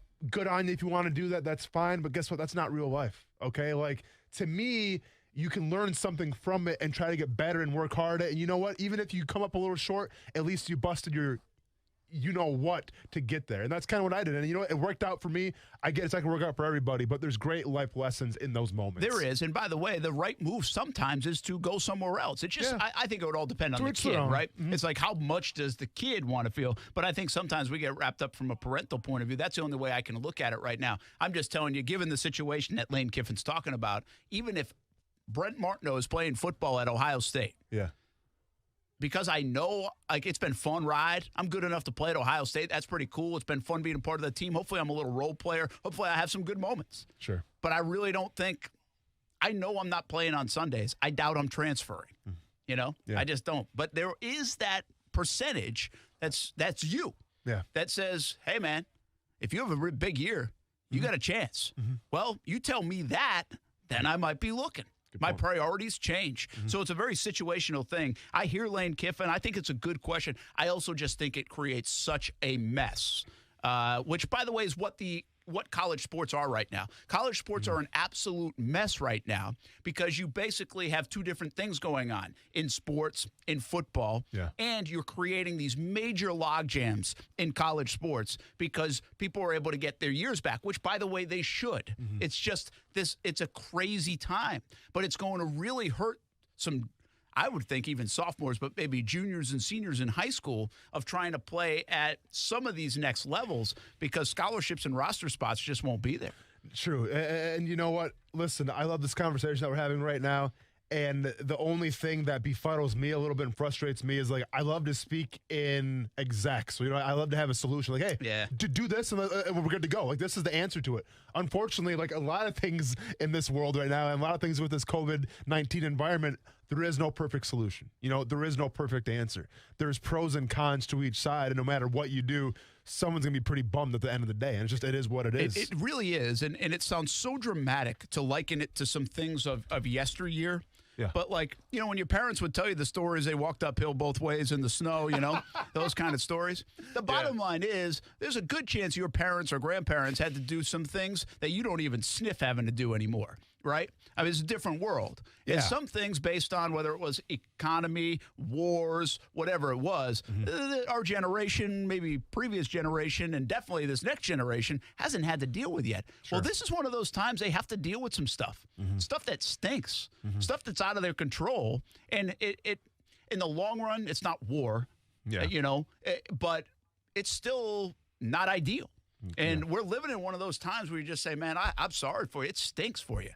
We talked about there's a couple kids that played on some of the baseball teams that got shut down. They had to go transfer somewhere else. They loved the school. Yeah. But their baseball program shut down. They're not having it anymore. So if you want to play, you got to go somewhere else. Those are just, I mean, again, these aren't life or death situations necessarily now. And I don't mean to take that loosely with COVID-19 because in some cases they are. But the ramifications and the dominoes when it comes to college eligibility, it's not a life or death situation. But it's still one of those deals and that we're going to look back on, man, that really stunk for those kids, right, for those classes. Yeah, you know, like, so my grandpa, he served in Korea, right? And he went through that whole Korean War thing. And, like, obviously, you know, me being his grandson, I had questions, man. Like, wait, what was it like being that young and being in the boat and, you know, I mean, basically kind of being scared, let's be honest. Like, do you think, like, when we have grandkids one day, are grandkids going to ask us about what was COVID-19 like? Absolutely. You think it's going to? I firmly believe it. I think it will even be more recent than that. I don't know if it will take 50, 60 years. Sure. But I think, oh, yeah, absolutely. I think, well, we've been saying this for 6 months here on Action Sports Jax on ESPN 690. Yeah. We know we're living through historic times. Yeah. Again, let's not liken this to the Great Depression of 1929 and World War I and II and getting drafted and things like that. Let's not go get carried away and be dramatic. But we are living in historic times. And for some people, it is life or death based on their health and jobs and if they've lost it and the economy and all that stuff. So, but we're talking right now sports. We're talking eligibility. We're talking sports being put on pause. It's still a part of the history books, but it sure as heck ain't life or death type of stuff. For sure. Sometimes life sucks. Yeah. And for those kids in the Big Ten, well, chalk it up as one of those times. Out of your control, couldn't do anything about it. And I also, because we've talked about this, we think Justin Fields is a really interesting kind of pawn in this game. He transferred from Georgia to play at Ohio State, increased his stock, becomes a Heisman Trophy favorite amongst them, becomes a top 10 pick at the very least, most likely, because he transferred to Ohio State, but now wants to play so badly, and he can't. But he would have if he stayed at Georgia. Yeah. It's just one of those things, man. You make decisions, you live with them. Some of that worked out well. Some of that hasn't worked out well. But he's still going to play on Sundays in the NFL, so I don't think too many people are feeling bad for Justin Fields in all of this. So very interesting stuff. Lane Kiffin, I thought, brought up a good argument, good point, but it's not going to happen. We know that because they've said that it won't happen. I think we kind of left that part out of the discussion, but they've said that you can't do it. They're not allowing it. And so that's the way it is. One other note, we do FSU at 4, and this coming out of Florida State today. Remember, they were looking for that 11th game, that non-conference game. They'll play Jacksonville State. So that will be the non-conference game. They had Samford on that schedule. The schedule has now changed 3 times for Florida State, but the ACC schedule is still intact. We're going to take a timeout. When we come back, more from the Jags, including... Let's take a trip down memory lane. How good was that Pittsburgh Jaguars game just a couple years ago? You don't need a great memory to remember that one. We're going to show it tomorrow night on CBS 47 at 8 o'clock. Did you have a favorite play? When I bring up that game, what do you think of? It's coming up next on ESPN 690.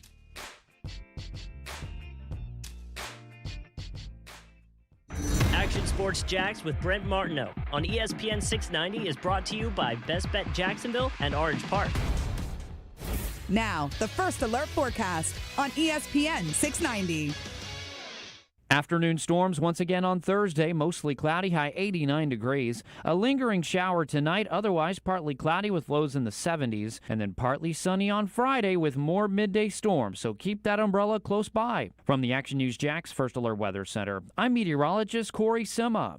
The Weather Center is brought to you by Beards Diamonds, where for a limited time, you can get 5 years, 0 interest financing. You've been waiting for a new ride, right? Just waiting for the right sale. Well, the time has come because every quality pre-owned car, truck, SUV, and van has been marked way down for you to drive it home today when you buy from Arlington Toyota. You got to check out Arlington with over 750 new and quality pre-owned on the lot every day, just waiting for you to drive home. Domestics, luxury vehicles, imports, and Toyota certified pre-owned. It's all priced low and ready to go at Arlington Toyota. If you're worried about your credit, well, don't be, because with Arlington's Credit for Everyone program, if your Beacon scores from 450 to 850, Arlington's getting almost everyone approved. And when it comes to total peace of mind, Arlington's got you covered with their 30-day exchange policy. That's 30 days to love it or exchange it. So what are you waiting for? All pre-owned is on sale now at Arlington Toyota, 10939 Atlantic Boulevard, or online at arlingtontoyota.com. Though no longer little, teens still need a lot of love, yet teens in foster care have a harder time finding it, as 82% of foster families are home to kids 12 or younger. You can positively impact a teen's life as a foster parent. With help from Family Support Services of North Florida, you provide patience, love, and understanding. Family Support Services will offer specialized training, resources, and a community of support. Take the next step at foster-now.org.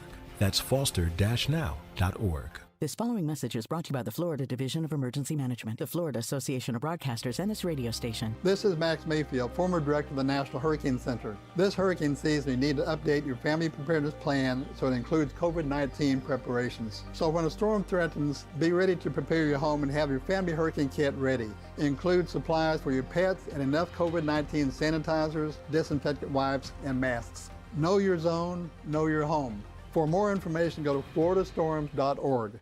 Celebrate your love with end of summer savings now at Beard's Diamonds. Right now at Beard's, take advantage of 5 years zero interest financing. Yes, 5 years, zero interest financing with zero down. How about a $6,000 Tacori or Veragio ring? You pay just $100 a month. Or a pair of diamond studs for $1,500. You pay just $25 a month. But it's only for a limited time and only at Beard's Diamonds. Located at the St. John's Town Center. Come to the grand opening of Q Delicia, the best Mexican-American sports bar in town. Enjoy ice-cold beer, $10 sangria pitchers, along with the best quesadillas and fajitas in town while watching the game. If you can't go, at least you can watch. But don't be surprised if you hear, "Goal!" You can watch football, NFL, NBA, MLB, boxing, UFC, and more on multiple HD TVs. Visit Q Delicia for the grand opening on 3980 Southside Boulevard today. Q Delicia, the Mexican-American sports bar you never knew you needed. Call 904-253-3477. Security experts recommend that if you have a do-it-yourself alarm, don't use their alarm signs or stickers. Why? Because it tells crooks exactly which system you have, and some signals can be jammed with a common garage door opener. Yes, the equipment is built that cheap. It's not been tested by UL Laboratories, and the DIY company selling it has no license. They use a third party. It just doesn't measure up.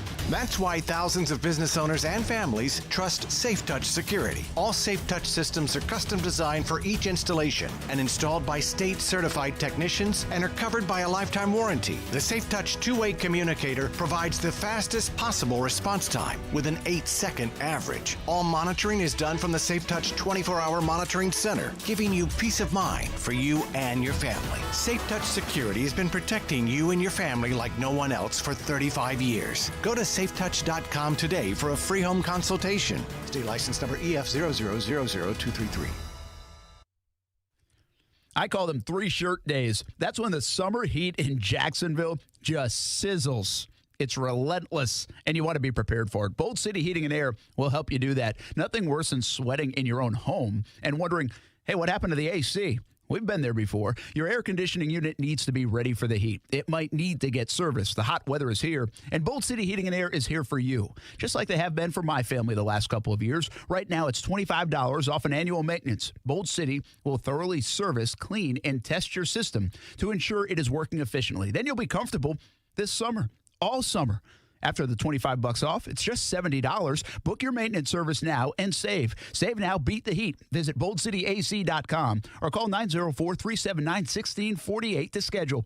Mirza and his staff are ready to take care of you and your family. Be bold and beat the heat and make it a one-shirt day, even in the summer heat. Go to boldcityac.com. You ready for some good news? No, make that great news. You know that new Toyota you've been wanting? It's as good as yours thanks to the huge savings going on now at Arlington Toyota. Every new Toyota Arlington's got is on sale. In fact, you can get 0% for 60 months on 10 new Toyota models. That's 0% for 60 months on 10 new Toyota models. Want to drive away in a new Toyota with no payments? Right now at Arlington, you can. Get no payments for 90 days on your new Toyota purchase. Every single day at Arlington, you're going to have over 750 new and quality pre-owned to choose from on the lot, ready for you to drive home today. And with every new vehicle purchase from Arlington, you get a nationwide lifetime warranty with unlimited time and miles. Plus, you can buy with total peace of mind thanks to Arlington's 30-day exchange policy. That's 30 days to love it or exchange it. But wait, there's more. It's time to get your new Toyota and save big at Arlington. Wait no more. Now's the time to get your new Toyota and save big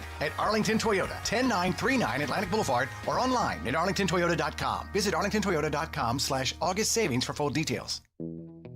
Hey, does your car still only play CDs? No Bluetooth? No CarPlay? You've got an old car, my friend. You know what's better than an old car? A less old car. Get a car or truck that's new to you with a great used car loan from 1-to-1 Financial, Jacksonville's hometown credit union. Get pre-approved for a loan and shop at any dealership in town. Get a low rate and get rid of that old car today.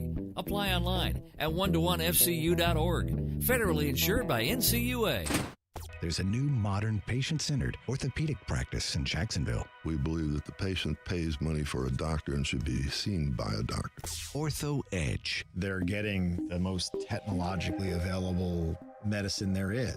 Ortho Edge. You're going to get a much better experience with your physician. We all see our patients. Get the answers right away and more focused care and patients. Find out more about us at orthoedge.com. Ortho Edge. We're in the DePaul building attached to St. Vincent's Medical Center, Riverside. ESPN 690 Sports Center Update. Happy Thursday. I'm Jake Mitchell. The rumor mill is working overtime about a trade involving Jags defensive end Yannick Ngakoue. Suitors include the Vikings, the Raiders, and the Jets, possibly even more, but no word yet from the Jags office about what they might want or if they're even willing to trade the defensive end. The Big Ten won't reconsider its decision to postpone fall sports, and Ole Miss head coach Lane Kiffin says that the Big Ten and Pac-12 players should have transfer options. Kids are getting their schools deciding or their conferences deciding to shut down. And so they can't play. And a lot of them got a lot of money on the line for the next level, or they just want to play their last years. And so it's really unfortunate that the NCAA is not allowing them to transfer and be eligible immediately. We're being told that wouldn't even go into a waiver process. So I feel really bad for those kids. It's not their fault. Well, why can't they come play somewhere? If you're working from home and still want to listen to ESPN, well, tell your smart speaker to play ESPN 690. Brent Martineau. Never heard of what happened in Iowa yesterday, and I don't even know how to pronounce the name of it. Derecho. Austin Lane. Iowa State Cyclones. Should call them the Derechos. You can shorten it up, call them the Chos. Why not, man? I'm into it. Action Sports Jax on ESPN 690. Well, man, first off, I'm just so grateful for the people that have, put faith in me, whether it's, our coaching staff, GM, Dave Caldwell, it's really a blessing. It is what it is. And I'm grateful for my teammates putting their faith in me. Now it's my turn to prove that to them, to prove them right, to prove that, giving me a chance was the right decision. So every day I go out, Tom Brady's always said he's trying to prove that he's the best quarterback for his team every day. And that's something I've, carried with me for a long, long time. That was Gardner Minshew on Sirius XM earlier today. Sirius not in town, but they were covering the Jags, so a bunch of interviews done, including Dave Caldwell, where he dismissed the Yannick Ngakoue rumors as erroneous, nothing imminent, which is basically what we told you yesterday, too, from an imminent standpoint. We didn't know yesterday if they were erroneous or not, but the specifics of that report from Lombardi, Dave Caldwell said was erroneous today in his words. So interestingly enough, Minshew, I countless times have said this, and I think it's worth bringing up a lot. Mm-hmm. And I think it's worth reminding people, wow, what a chance Minshew has. I mean, you just don't get it a lot in the NFL. You're not a sixth-round pick. Like, Jake Luton was picked in the sixth round. Sure. He will not, I will bet my house on it, have the chance that Gardner Minshew has this year. It just doesn't happen. The circumstances have to work out perfectly. Sure. For you to get this kind of chance. And listen, he's earned it, but you have to, he needed Nick Foles to be traded away. Mm-hmm. We'd be talking totally different. We would not say this is Minshew's team, even though I believed it was Minshew's team and he would have got first chance at it, but we would be talking about a battle. They would be promoting a battle. They would be saying we have two good quarterbacks. Totally different. The situation, again, he's put himself in this situation. He gave the Jags enough faith and, reason to get out of that contract and Nick Foles with Chicago because of the way he played and was showcased last year. So he's earned it. I'm not saying he just got lucky and they're giving him this. But the opportunity is unbelievable. I wouldn't call it unprecedented, but it's unique. It's rare. Yeah, the stars have to align for sure. Would there be, who's another player that you can think of that maybe was in a situation like this or had a situation like this? Well, Brady's situation is interesting because it wasn't exactly the same, but it was close. Well, there's a lot of similarities. The difference being, Brady was in his second year at the time when he comes in the playoffs because of injury, so all that stuff is correct. The reason I say it's a little different is because the Patriots were making a run to the postseason. Like, they didn't do that last year. Like, we don't have Minshew didn't lead this team to the Super Bowl or the AFC Championship game or a deep playoff run that got people excited. Okay. He went 6-6 in the regular season, really showcased some moments, but they were still 6-10 at the end of the day, right? Yeah. So it's a little bit different in that sense where Brady got it done and helped them win and did that at the highest of levels that really allowed them. Once he won the Super Bowl, you had to get rid of Bledsoe. Yeah. You know? So then you would say Dak Prescott's the same situation then because he did so good his rookie year? I think so. Yeah. I think the Prescott situation's probably more like it. A young guy coming in and taking over for Romo. Now, again, this is where it's a little different. Romo's like a beloved guy for the most part. Now, a little back and forth all the time because he couldn't win big. But still, I mean, he's the guy that's been there a while. And kind of Brady and Bledsoe are like that too. Foles has a Super Bowl under his belt, but here in Jacksonville, it's not like he's beloved. If Minshew did this in Philadelphia, it would be more like those kind of situations. Correct. So again, it's not apples to apples. It's pretty darn close, though. It's in the fruit basket, that's for sure. So It's in the fruit basket. Does it only happen in like a quarterback position where you can have a thing like this? No, probably not, but we would never even like. Right. That's what I mean. We dismiss it. Yeah, it wouldn't get the attention like this. Yeah, we dismiss it. It's probably happened 15 times around here. Sure. We just don't consider it like that. I still love. I just think it's worth reminding people of it, you know. And Minshew talking about it today, and he understands it. I think he gets it. He knows what's in front of him. I think that's why he's worked his butt off. I think he would have anyway. But he's been in these spots before too. That's the fun thing about Minshew. He's been in these spots where it's like, all right, go ahead and prove it, man. See if you can do it. We don't really think you can, but go ahead and prove it. He's been putting those spots like in high school and college is. And now here in the pros, and here we are once again. Kuz, do you have the soundbite? From again, just to, if people are catching up, I think you played about an hour ago, but the soundbite about from Dave Caldwell about Minshew, and Minshew basically dared the Jags to go ahead and take a first-round QB. Basically said, yeah, you want to take a first-round QB? I'll beat him out too. It'll be a waste of a pick. All in, man. It's like he's playing poker right now. He's got ace, and it's like, all right, I'm all in. See what you got. But it's interesting, right? You think. You remember the Hard Knocks 2 weeks ago when the tight end walks in the room and he basically wanted to talk his way out of being cut? Yeah, right? for sure. That doesn't happen in the NFL. You talk your way out of things. When people have made up their mind, they made up their mind. Yeah, we'll see you later. Well, what's interesting about Minshew, I don't think the Jags were taking a quarterback anyway, so that I'm not saying he talked them out of it.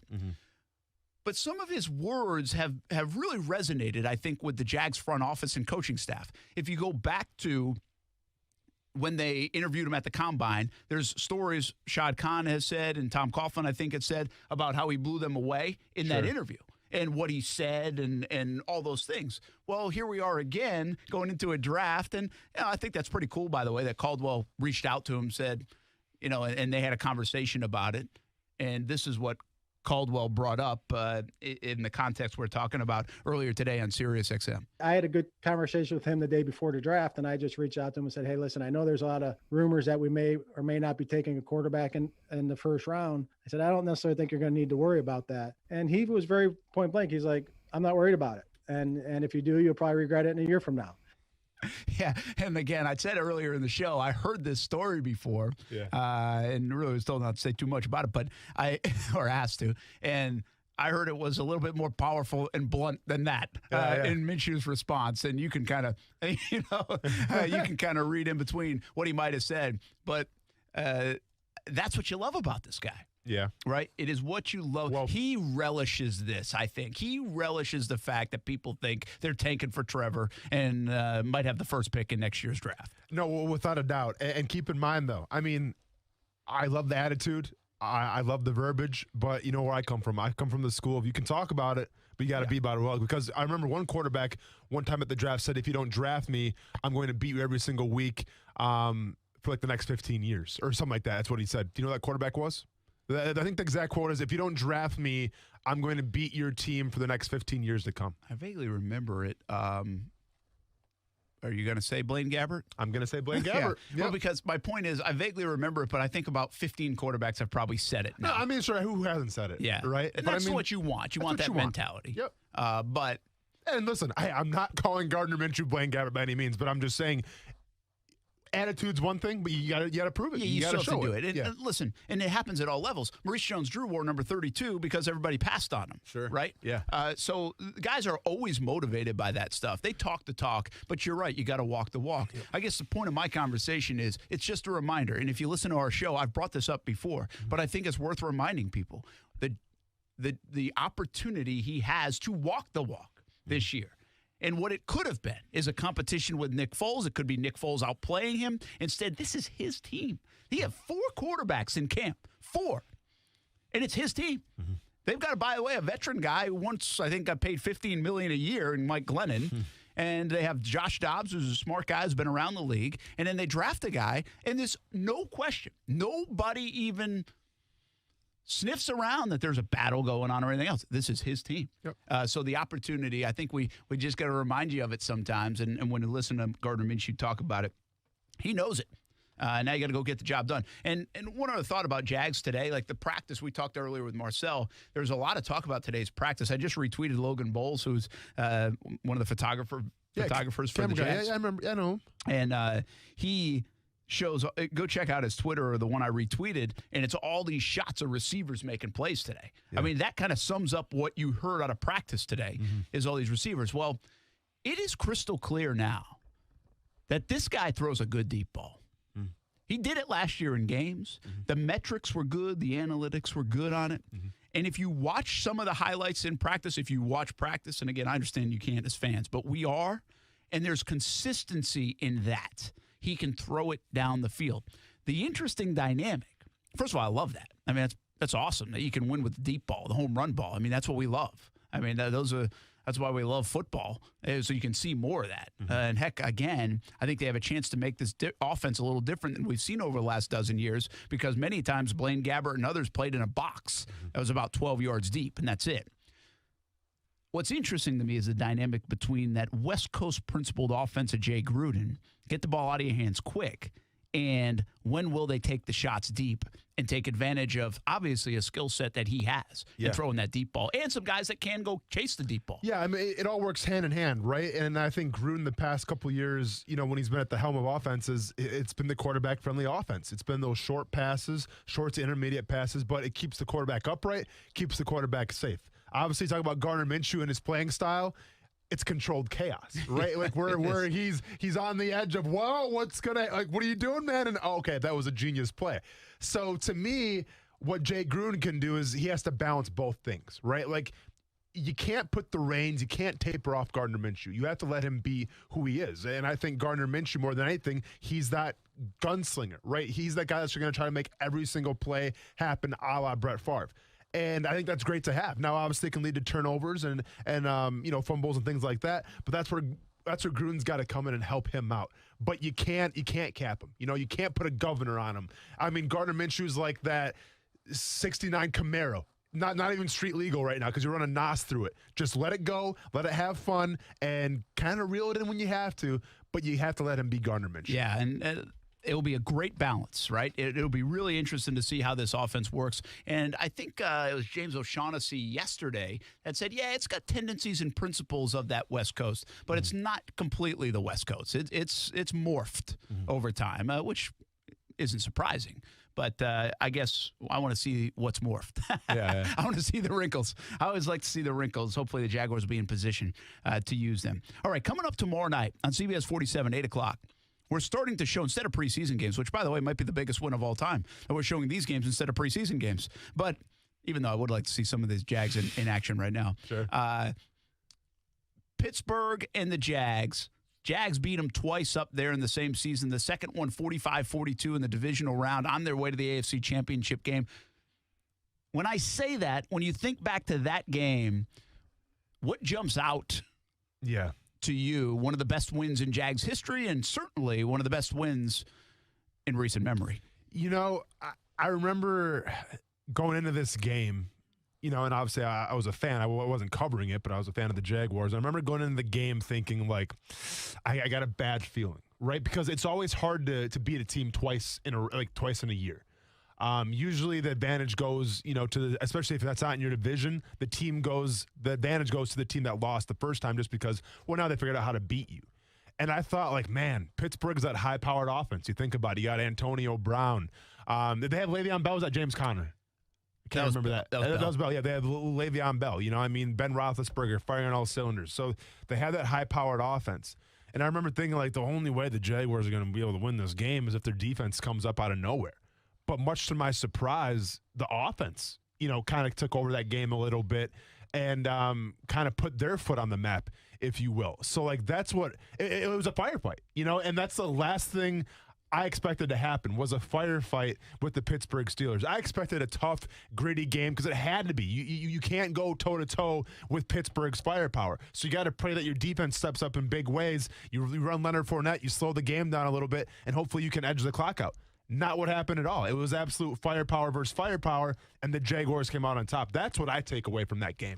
You know you just said something that's really what I kind of take away too, and that is the dynamic of the 2 weeks. Jaguars go to the postseason for the first time in forever. Mm-hmm. They play a home game against Buffalo, divisional round, where basically Blake Bortles is the laughing stock of the league at halftime because he's throwing ducks. The wind is blowing, by the way, for Jacksonville more than it usually does. Almost felt like you were in Buffalo more than Jacksonville. It was a cold week leading up to that. And then it wasn't super cold at the game. It was still somewhat chilly, but it was windy. And it was a defensive game. Yeah. And it ended up being 10-3, obviously, the late touchdown on 4th and 1 for Bortles and one of the biggest plays in his career. But it goes from 10-3 to all of a sudden the next week where you know you're going to have to score a little bit. And like to your point, the expectation is, all right, it's going to be tough to beat Pittsburgh again. I mean, it's Ben Roethlisberger. It's a Bortles that everybody's saying he has no chance to compete with Big Ben. And that offense, Antonio Brown and Le'Veon Bell and the rest of them. I think Smith-Schuster was kind of starting to come up a little bit as that younger guy. Yeah. So, and then they go beat them 45-42 in a shootout. That, to me, is what it was. That dynamic of 1 week to the next was fascinating to me. And the defense, of course, really rose to the occasion. Now, you wouldn't say that because 45-42, but the defensive turnovers, early on, they gave the Jaguars a huge cushion. Jaguars jumped out to a 21-0 lead in that game, 28-7 when Telvin Smith returned a fumble for a touchdown, up 21 points. And then it got to 28-21, one score in the third quarter, and then a fourth quarter of fireworks, absolute fireworks. Fournette makes it a 14-point game. Antonio Brown answered from Big Ben. Then Tommy Bohannon catches a pass from Blake Bortles on a beautifully designed play, if you remember. One of the great calls in Jags history. Yeah. And that was the one for me, right? Because I remember Antonio Brown, it was like a 40, 50-yard pass, something like that. I remember. I'm like, oh, here we go. This is the Steelers that you're accustomed to seeing, and you start to feel the momentum change a little bit. And then that ball to Bohannon, man, once that happened, I'm like, oh, we're all good. No worries about it.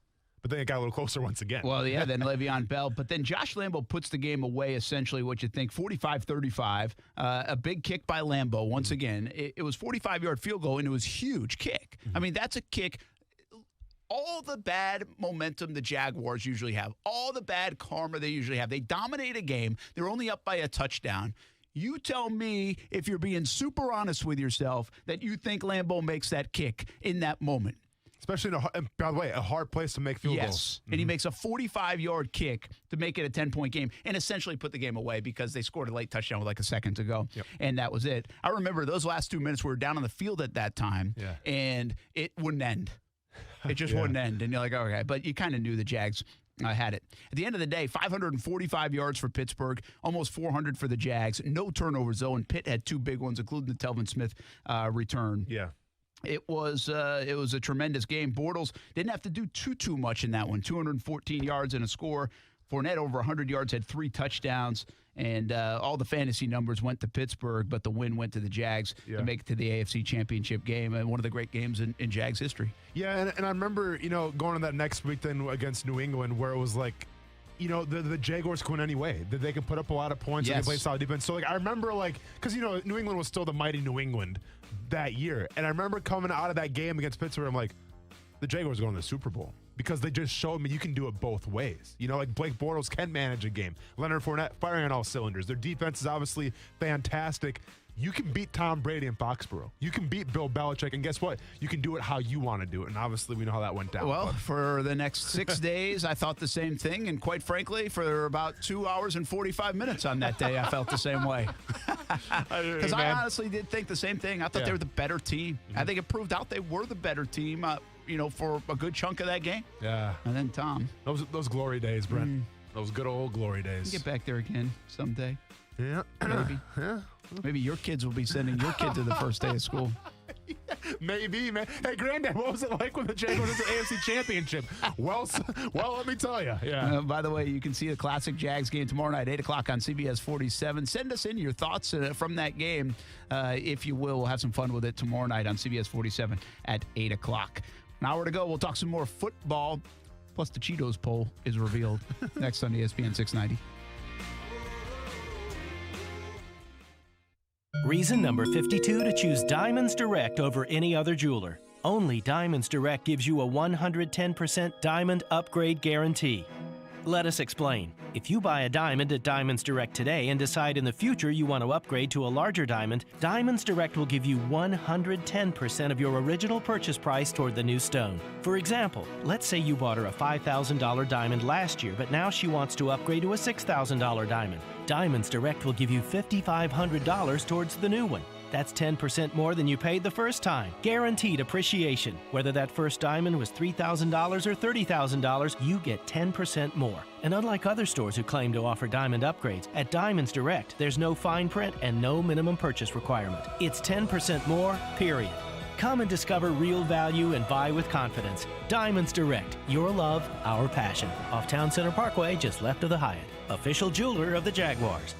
Come to the grand opening of Q Delicia, the best Mexican-American sports bar in town. Enjoy ice-cold beer, $10 sangria pitchers, along with the best quesadillas and fajitas in town while watching the game. If you can't go, at least you can watch. But don't be surprised if you hear, goal! You can watch football, NFL, NBA, MLB, boxing, UFC, and more on multiple HD TVs. Visit Q Delicia for the grand opening on 3980 Southside Boulevard today. Q Delicia, the Mexican-American sports bar you never knew you needed. Call 904-253-3477. Stop selling your real estate if you want to build your wealth. Our team here at Hometown Realty specializes in helping homeowners with the difficult decision of selling it or renting it. Your home might make a great investment property. We'll break down the numbers and go over the pros and cons to help you make an informed decision. Right now, rents are at an all-time high and mortgages are at an all-time low. So if you have a home valued between $200,000 to $1 million, we invite you to talk to our team today about our sell it or rent it strategy. From securing a new tenant to full background screenings, Hometown Realty offers the most comprehensive sales and management services in the industry. Contact us today for your free Keep It or Sell It market analysis by texting WEALTH to 41404 or at hometownjax.com. Again, that's WEALTH to 41404 or at hometownjax.com.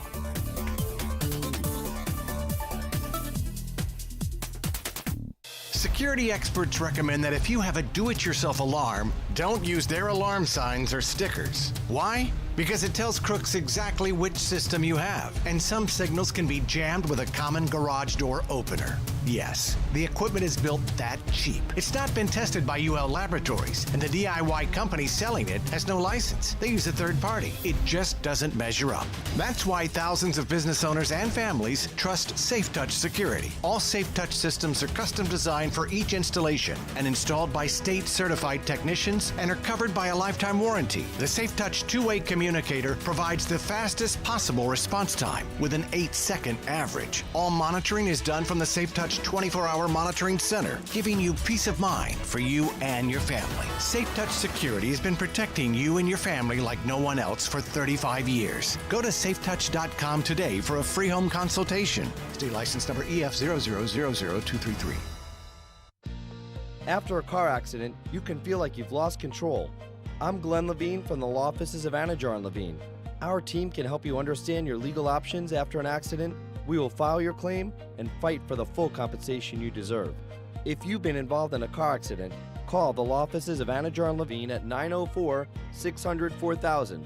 That's 904-600-4000 for a free consultation and take back control of your life. Office in Jacksonville. Time time for more summer savings. No other jeweler in North Florida can beat Beard's Diamonds. They have the largest selection and the lowest prices. And now with their 5-year zero-interest financing, you can go even bigger. Yes, save on everything. Rings, earrings, bracelets, pendants, wedding bands, all designer jewelry, all colored gemstone pieces, and all diamonds. 5 years, zero interest, and no money down. It's a great time to splurge on that $12,000 3-stone ring and pay just $200 a month. Impress her with a bigger diamond engagement ring, a $6,000 setting from just $100 a month. Or how about $3,000 diamond stud earrings, only $50 a month? Get the absolute lowest prices Beards is known for. Then spread your payments out over 60 months with absolutely no interest and nothing down. Beard's Diamonds, located at the St. John's Town Center. Come in, see the difference, save thousands. Finding the next job is a big job, and that part of what you do is a little tough right now. Because of that, Lowe's for Pros is here to help. Get $400 in leads on us with a free 1-year subscription from HomeAdvisor to connect to jobs that make sense for you. Sign up at lowesforpros.com/pro-loyalty to get started. Just one more reason why Lowe's is the new home for pros. Now let's get to work. Subscription and $400 lead credit subject to HomeAdvisor's approval and terms. Valid for new HomeAdvisor customers only. Lowe's loyalty required. More terms apply. Valid through 9/9 U.S. only. Get in the zone, AutoZone. Welcome to AutoZone. What are you working on today? Oil change coming up? We can help you out.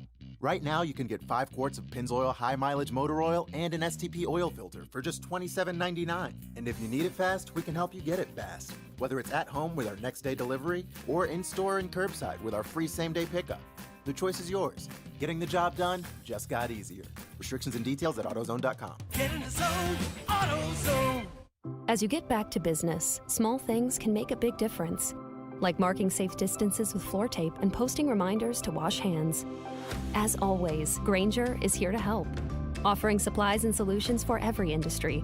Free access to product specialists, 24/7 support, safety recovery guides, and more. It's part of our commitment to help you adapt and recover in these challenging times. Call, click Grainger.com, or just stop by. Grainger, for the ones who get it done.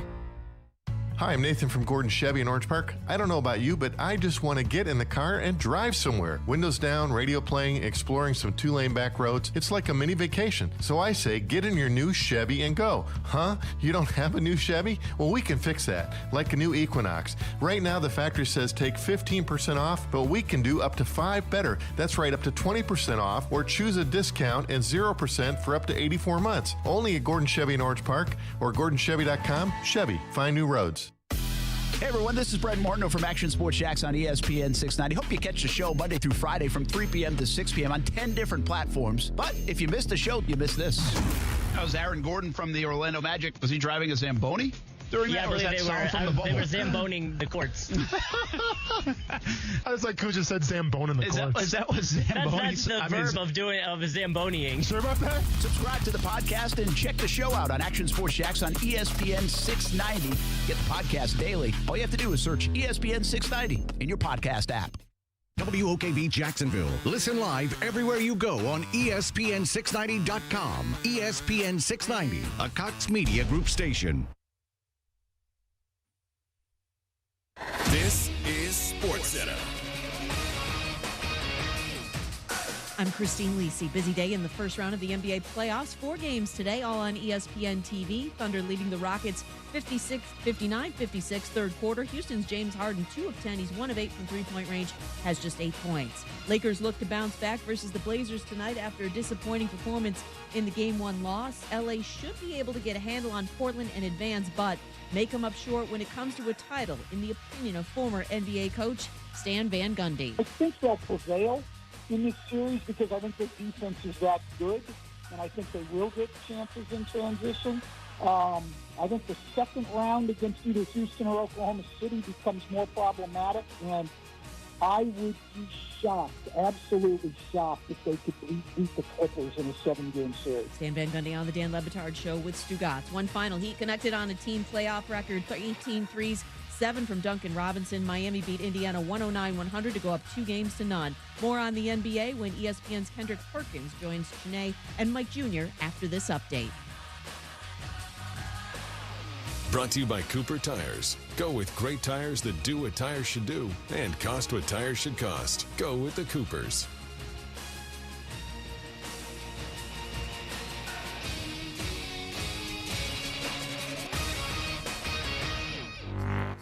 Broadcasting live from the ESPN 690 Anajar and Levine studios. Anajar and Levine Accident Attorneys. Call 904-600-4000. That's 904-600-4000. ESPN 690. Jacksonville's home for ESPN Radio.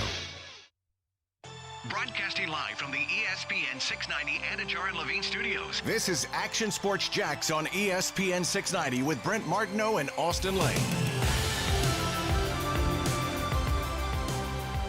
Oh, it's been so much fun. Coach Gruden, he brings so much energy just to the building. He makes meetings are a blast, and everybody's getting that in the whole building. So that's been a lot of fun. I think the things he's bringing to the offense, we're going to have a chance to be really, really good. He's going to put, our guys that can make plays, put the ball in their hands. And, man, I'm fired up to work with him, man. That's going to meet you. I think of this because we relive this time of year all the time. It's like spring training in baseball. It's like everybody in basketball, which, in a world that's full of pessimism, you're going to love the optimism of players all the time. Everybody thinks they're going to be good. It's going to be fun. It's going to work. It's going to all that stuff, which is good, which way it should be.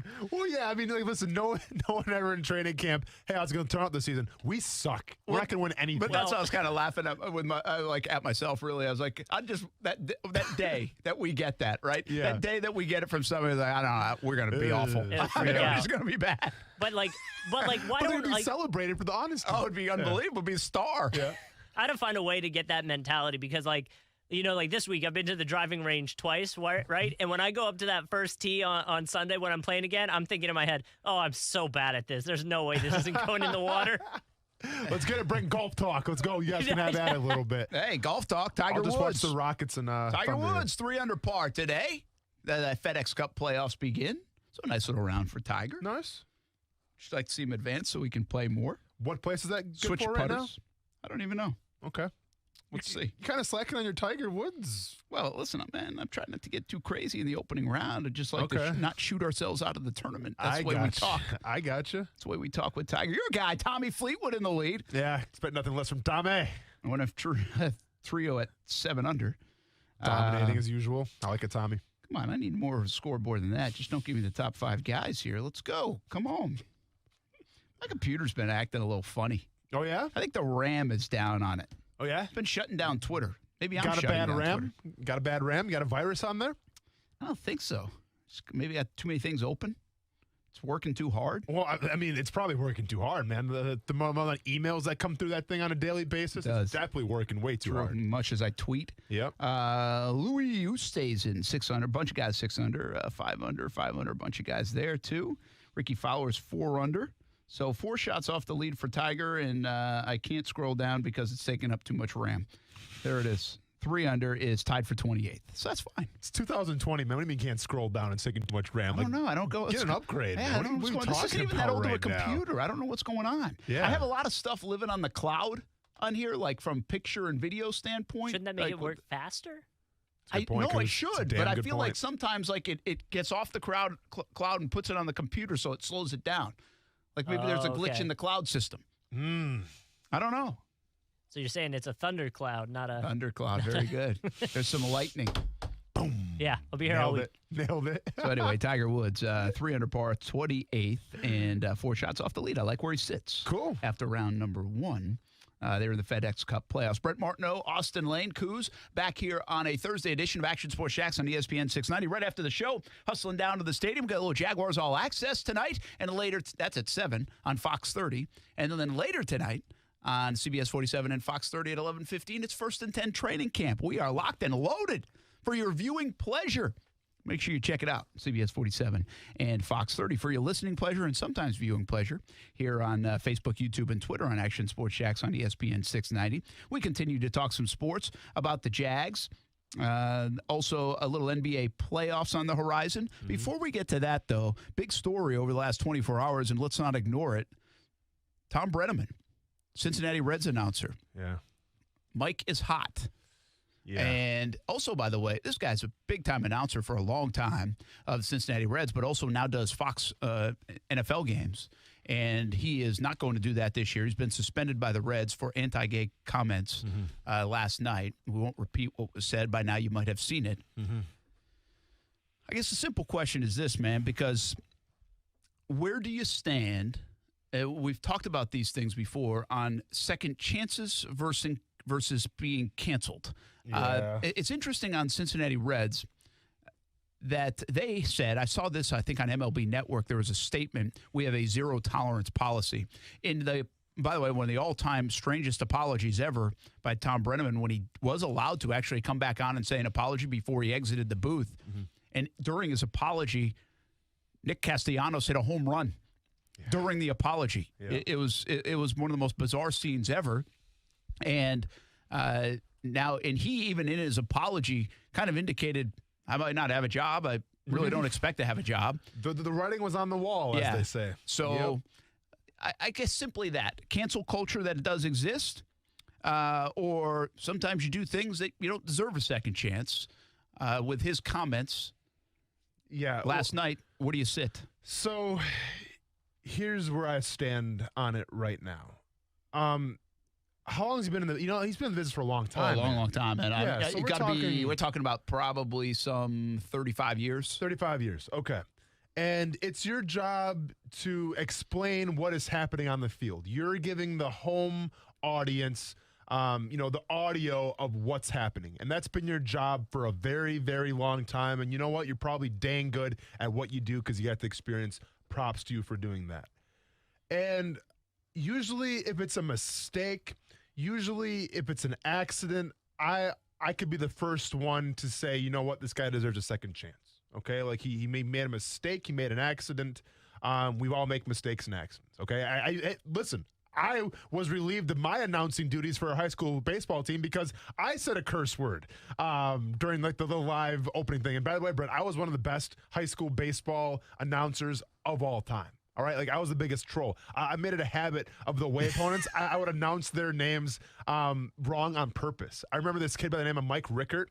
He was from Bowler, Wisconsin. Okay, but he was like a legit prospect. He was featured in Sports Illustrated as one of like the stars of like the month or whatever. He was a really good pitcher, but I always called him Mike Rickert because that would make him mad. And then even the Bowler fans would be like, hey, Rickert, what are you? I'm like, oh, my bad. I'll get it right the next time. And then same thing, Mike Rickinen. So like I would always, I would troll him. But needless to say, I said a curse word by accident. I thought the mic was off. Got relieved of my duties. No more free hot dogs down in the cafeteria for me, and no more free Gatorades. By the way, I was stealing from the Booster Club. Not a big deal though because obviously the statute of limitations.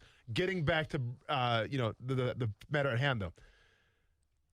To me, if you say an anti-gay slur on air, whether it's on accident or you meant whatever, if it's an accident, you thought the mic was off. If that's part of your vocabulary, man, and how you talk on an everyday basis, this isn't an accident. This isn't a mistake. This is a personality flaw. This is a character trait that you don't want to be associated with. So with that being said, I can't come with you and give you another chance because you can't be throwing out words like that, man. And to bring him back, I think the public outcry, which is warranted in my opinion, would be far too much to be like, oh, we can justify bringing him back because you know what? He made a mistake. It wasn't a mistake. Yeah, here's the thing on this. Okay, it's different in one sense, but similarities in the Black Lives Matter movement that just took place. Yeah. Continues to take place, but I mean, really ramped up in the last few months.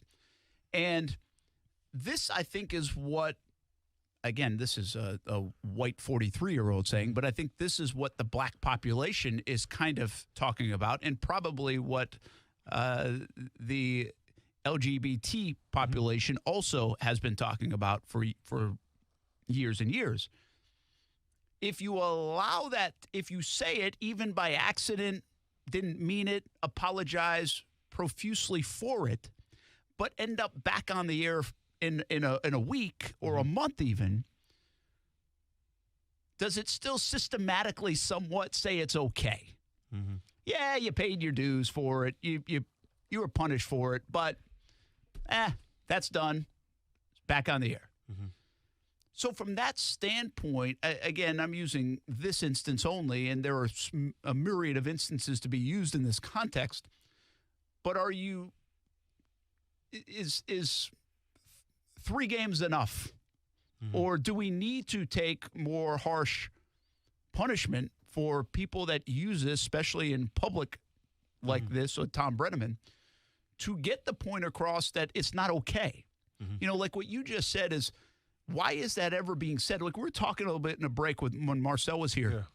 And it's like, I just don't know how many times words that you couldn't say on air outside of like cuss words. Okay. I swear like a truck driver. Well, of course. And listen, I've had my fair slip-ups where I almost cussed on live radio. And, you know, if this guy said a curse word, I would understand. But from these kind of words, how many times you say them? I know. How many times do they come out of your mouth? In what context do they come out of your mouth? Yeah. And you try to think back, like, okay, why would that even be part of a vocabulary, to your point? Yeah. So apologizing is one thing, but why is it part of the vocabulary should be another thing. Yeah. So it goes to the old question. Are you afraid that you did it, or are you, sorry for you did it, or sorry you got caught doing it, right? Yeah. And by the way, especially when it comes to these comments, times have certainly changed, I would say, in the last 15 to 20 years. I don't know the time frame. But he might not even he might have been suspended a day 20 years ago for this. Yeah. I don't know. Maybe not. No. I mean, he should have been suspended more, but he might not have, is my point. No, absolutely. Listen, whether it's a racial slur or an anti-gay slur, can't say them. Okay? And like, if you want to talk about the anti-gay slur, sure, if you go back maybe 15, 20 years, it was very prevalent in rap songs. You know, you turn on the first Eminem album, he was saying that word. Okay? And that word was probably used a little more in society very freely without repercussions than it is now. But the fact of the matter is times have changed, okay? Whether it's with racial stuff or anti-gay slurs, times have changed, and you need to adapt to that, or else you're a dinosaur and you go extinct. Right now, this guy's going extinct. Simple as that. Well, I think there are some things, and you've been very outspoken when we've had these conversations about athletes and domestic violence. You don't think second chances should be there. I think second chances should be there for a lot of folks, especially those that have served their time for it and served the punishment for it, whatever it might be. But I do think in this context that if you allow Tom Brenneman back on the air anytime soon, especially, then you are kind of falling into that systematic problem that has existed, that people are fighting against and fighting to stop. And so that's where my mind goes. Now, listen, 3 years from now, if Tom Brenneman's doing a game again or gets another chance, maybe that's a little different. Yeah.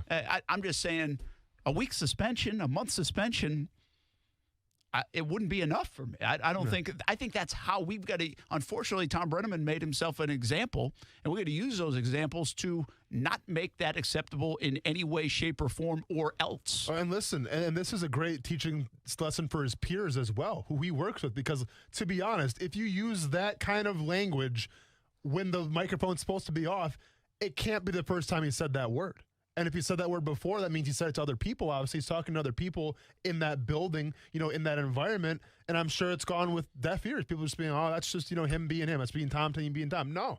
Hold people accountable, man. Or don't be associated with those kind of people, but you should hold them accountable. Yeah, and I think Fox already has. I think Cincinnati will. I really do.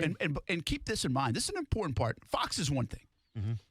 Tom Brenneman on you probably had to, he does Fox NFL. And he's been doing it, I think, since like 94. So he's been doing it a while. But in Cincinnati, in Ohio, your play-by-play guy, in a lot of teams, by the way, in regions and cities, is a beloved figure. Yeah. You know, who's been doing it when you've been doing it for that long. If you've just been doing it for a couple of years, it takes a while. But if you've been doing it for 30 years, 35 years, think about some of the guys that you knew growing up and listening to.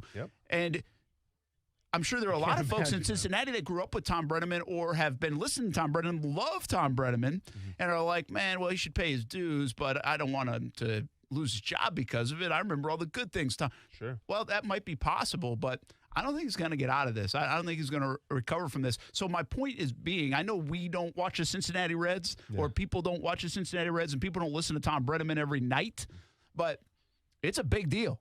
It's a big deal and probably a more difficult decision for the organization than you think. No, I mean, because the guy's got tenure. You know, I mean, a baseball announcer, it's for instance, you said, you know, who I listen to, like Bob Uecker. Like, I mean, I think of Bob Uecker, like, dude, Bob Euchre's my childhood. Like, Bob Uecker sets the scene for so many of my childhood memories of riding in the truck with my grandpa, listening to Brewer games in the summertime, driving the country. Like, Bob Uecker is the author of a lot of that. And I'm sure, Tom here, I'm sure he's the author for a lot of that as well in Cincinnati.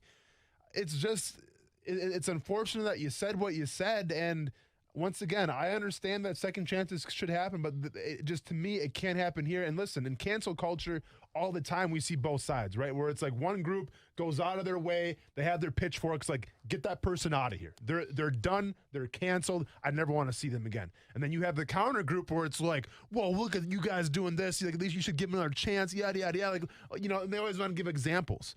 With this, I see a hard time defending Tom, Brenneman here. Brenneman here. I mean, and I'm sure there's going to be a group out there that will, and so be it. That's the way the world works. But I just have a hard time sticking up for this guy after what he said. Well, here's the danger of the job sometimes. I don't know if Tom Brenneman's. I'm not sure if it makes him a bad guy. I don't know how to characterize it. My point I'm trying to say is he's probably done a lot of dang good things in Cincinnati for a lot of people, for charitable organizations, for other things.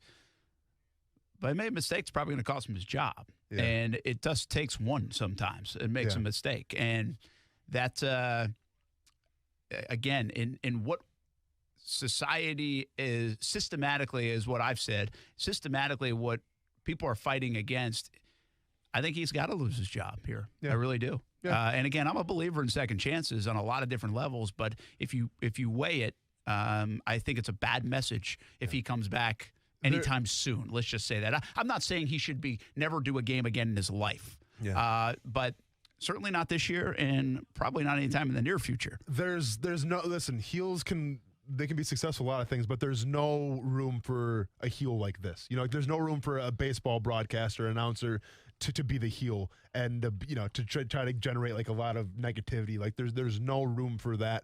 And at the end of the day, listen, like, I don't know what kind of guy he is, Brent. I'm sure, like you said, he's done a lot of great for the city, and that's probably fantastic. I don't either know either. But all I'm saying is, man, like, I can't, and the way you, like, that slur came across, I can't have a beer with you. All right, like, I can't say that I'd like to hang out with you. I can't say that if we're in passing, I would say, what's up to you? How you doing? No, man. And if I can't do that to you, and I feel like I got to avoid you, well, then how are people going to feel like if you pop up on their TVs or you're on the radios? It's not going to be a good thing. Nah, not at all. So we'll see what happens with Tom Brenneman. But again, he's already been fired from doing Fox games. He's been suspended by the Reds, and we'll see if that continues or not. Brent Martineau, Austin Lane, Coos here on a Thursday. NBA playoffs ongoing. We're going to get into that in just a moment. Coos, you got to help us out here. Well, actually, I've been teasing this update. My poll results are in. Oh, here we go. On the Cheetos. Here we go. And Flaming Hot Cheetos, 36%. Regular Cheetos, 64%. Regular Cheetos are the winners. No, listen. No. They're not the winners. Because most people would say jalapeno cheddar should have won, but it wasn't part of this poll. How many votes, Brent? Only like 145. Okay. I was a little disappointed in that. I thought more would participate. Well, regardless of that. You usually get several hundred on these votes. Regardless of that, these are skewed numbers, all right? This is fake news, and I'm not going to stand for it, okay? Because, listen, I have the pulse of society, okay? My fingers are on the pulse of society right now. And I know, and no disrespect to your following, you got 20K, 20 plus K. That's fantastic, man. Yeah. Building that brand. I see you, Brent Martineau. At the same time, and I mean with all due respect, which you know what that means when I say all due respect. You don't really mean it. You have a bunch of geriatrics following you, okay? You have a bunch of geriatric old people who are concerned about their tum-tums when they eat too many spicy things, right? And you have to get some Pepto-Bismol, okay? My followers are the voice of the nation. They're multicultural. They're the voice of the young, the old, every age is covered in my followers. So if I put the poll out, I guarantee you those numbers you would not like. It's not my fault that a bunch of old, and I'll say it again, and I'll look at the camera, a bunch of old geriatrics follow Brent Martineau, and they get upset tummies, okay? I have no room for that. You either like Flamin' Hot Cheetos or you're soft. Simple as that. Either like Flamin' Hot Cheetos or you're soft. I feel like you being someone that's worried about lactic acid buildup in your push-ups would be worried about the red food dye. Marcel brought up a good point. The red food dye might not be a good thing. Should I worry about the orange food dye then that are orange Cheetos? Are we talking about red food dyes right now? No. Hey, not worried about it. And by the way, you want to make fun of lactic acid buildup? I'm not. Is that where we're going with it right now? No, I'm just saying. I can put you through a workout tonight. Follow me to the gym tonight, and I'll put you through a workout, and then come talk to me about lactic acid buildup. You, by the way, when you win your fight on September 12th, I will reward you on that Monday with regular Cheetos. I'm gonna throw them Are they gonna be and that puffs? pineapple pizza right in your face. Oh, yeah, puff them up and see what happens. I dare you to puff them up. Puff them up and see what happens. Oh, I dare you, Brent. I dare you to do that. And more for us, Coos, if he doesn't want them. That's fair. He's so soft. Hey, speaking of, I don't know what we're speaking of. From Cheetos to celebrities. Segue, here we go. We have a surprise segment for you. Okay. I think you're either gonna love this or be really annoyed. Because Coos found this headline. Did Casey Musgraves call the show? No. Oh, well then, but I'm out. Now you're gonna like this, I think. Okay, let's see what we got. You're not as strange as we thought. What? You're not as unique, maybe, as we thought. Okay. Either that or you're a trend setter of sorts. I feel like I'm getting punked right now. No, What's happening? The Hollywood Reporter put this report out that the latest fad in Hollywood for the stars is beekeeping. Really? So they put out a list that since the pandemic, Aaron Paul, Jennifer Gardner, Morgan Freeman. Bunch of B-listers. So Morgan Freeman, I like Morgan Freeman. Leonardo DiCaprio. A bunch of B-listers. Hey, didn't even intend to do that, but it's okay. That was a good But it's moment for okay. you. Oh, there's still more. Don't admit that you didn't expect My to do bad. it. Nailed it, yeah. David Beckham, Chris nice. Hemsworth, Yeah. Samuel L. Jackson, They're all beekeepers. Scarlett Johansson. Can we get Samuel L. to talk about the bees? Because that would be Oh, incredible. could you imagine? There's too many bees on. Yeah, that'd be crazy. These, I'm would be trying to awesome. say without swearing, but yeah, that'd be awesome. Who else we got? That was the list. Hey, what's that thing where you do the celebrity? You can have the celebrities kind of Cameo. send a message. Cameo, Can yeah. we get Samuel L. Jackson talking about bees? Oh, how much would that apparently, cost? they're saying that the reason they're doing it is because LA is like a perfect place to do it because there's not really a winter and the weather case kind of temperature-wise stays similar. Stay similar. Yeah, I mean, if you do it like in a colder climate, like Wisconsin, for Here instance. he goes. You see him he just stood. He Well, sat up. since- He got his serious voice on. Yeah, it's you not know. like he's talking to the class at Columbia University here, Well- not just our Action Sports Shacks ESPN 690 listeners and viewers. Go ahead. Well, I mean, do you want me to remind you how important the bees are in case if we lose them, how much our food supply is going to go down? It's a big do, deal. Do you want me to bring that back up again? I bought stock against the Murder Hornets. Okay, good, because we can keep on talking about Gardner Minshew and having fun, or we can talk about some serious things here on the show. Speaking What do you want to do, Brent? Did you, in this, literally the last sentence is, fun fact, bees pollinate 1 in 3 pieces of food that we eat. Yeah, there you go. I mean, listen, these are facts that I'm spitting, all right? I spit out bee facts. I don't spit out bee fake news or anything like that. So listen, as far as the environments are concerned in LA, perfect, right? Because you're not talking about the winter months. You can actually do them in the city as well. There's urban beekeeping coups where you can actually go like to downtown and put them on top of the roofs. And the bees can be up top of there. The thing I can't get behind is like the beehives that are like a window in your house. So like it's it's on the outside, but then they make it look like a window so you can see like the hive, but it's like a piece of glass. Sure. Nope. That You doesn't don't- you feel don't like do there's that? enough distance between my house and those bees No, getting in it. listen, and you're talking to a guy who grew up where sometimes my grandpa would transfer bee boxes. So when I was at my grandma's house living over there, like we had 25 bee boxes outside of the house. Is that bee boxes or beat boxes? Bee boxes. Sorry about that, my Wisconsin accent. But like, literally, I'd be playing outside, like I'd be playing catch, and here's like 25 bees around my head. Just don't be scared, Austin. It's gonna be okay because they can sense fear. I've thought about that ever since I've had some bees around, and we had this conversation. I was like, don't freak out. Bees will get mad. They don't want. They're not going to bother you as long as you don't freak out. This is the one thing. Except I hope those we can damn get. yellow flies, man. Oh yeah, they'll get you, man. Those things don't care. They'll get you. But no, that's great that celebrities are The getting Yankees and the damn yellow flies. Hate them both.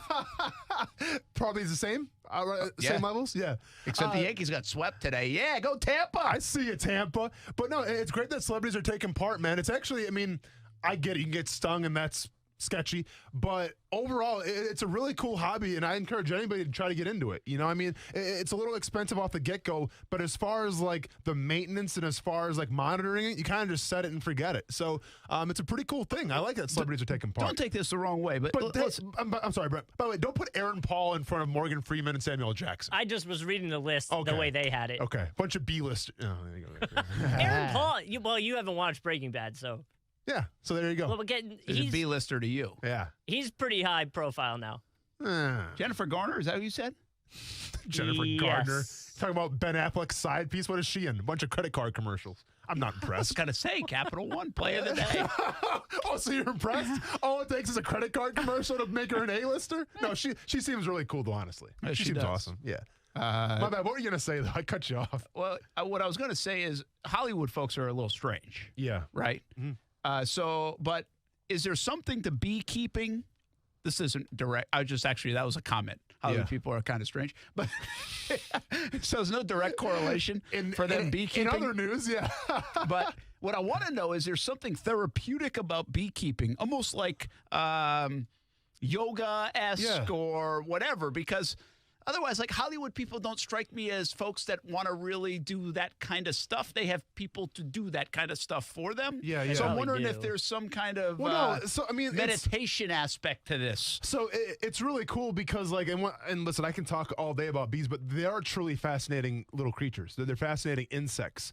And once you start to learn more about them and you kind of verse yourself in it and how they operate, it is really cool. It is cool just to be a part of it, and you can watch them, as they build their combs up, and then obviously that you can reap the benefits of the honey as well. So not only are you watching a colony, you're watching it's like a civilization at the palm of your fingertips grow and thrive, but you're also reaping some of the benefits of that said, colony civilization. And then at the exclamation point of that whole thing, it's the fact that that you're doing something good for the environment. I think Miles Jack's actually getting into beekeeping. I saw on Facebook someone posted a picture. We of got to him. do something with that. Hit me up with my grandpa could have made him some custom bee boxes, man. Should have hit me up. I feel like up. Miles is avoiding us. We haven't heard from Miles in forever. Maybe. Yeah. I think he's laying low. Yeah. But it's weird. He hasn't had any of the Zoom calls, anything. Yeah, I feel like that. What did you say, Brent? Oh, we probably said a lot last year. Probably. We probably said a lot last year. Linebackers and playing outside. Yeah, I told you. Yeah. So, I mean, it wasn't mad at him about that. But, yeah.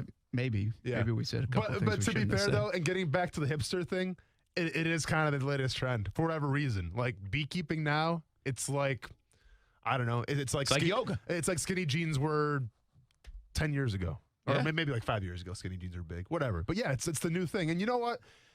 Regardless if you're in it for the Instagram likes or the Twitter likes or whatever, or the retweets, regardless of whatever, you're doing a good thing. So I would rather have celebrities do it and be a part of the trend and be the trendy thing as opposed to just being like, well, I'm not going to do that. It's all the cool people are doing it. I want to do something else. No, do it. Save the world. Fun. Be a beekeeper. Be a beekeeper, man. Simple as that. But I mentioned the Yankees.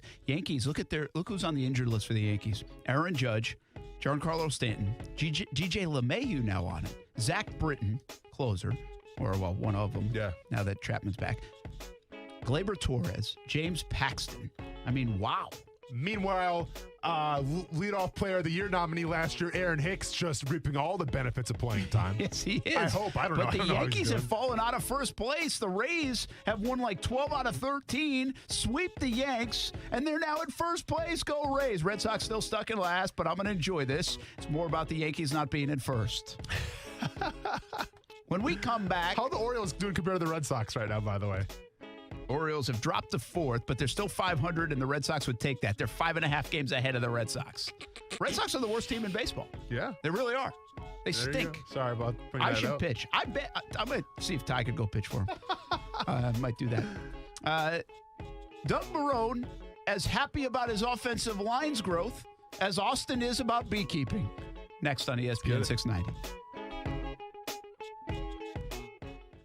Action Sports Jax with Brent Martineau on ESPN 690 is brought to you by Best Bet Jacksonville and Orange Park.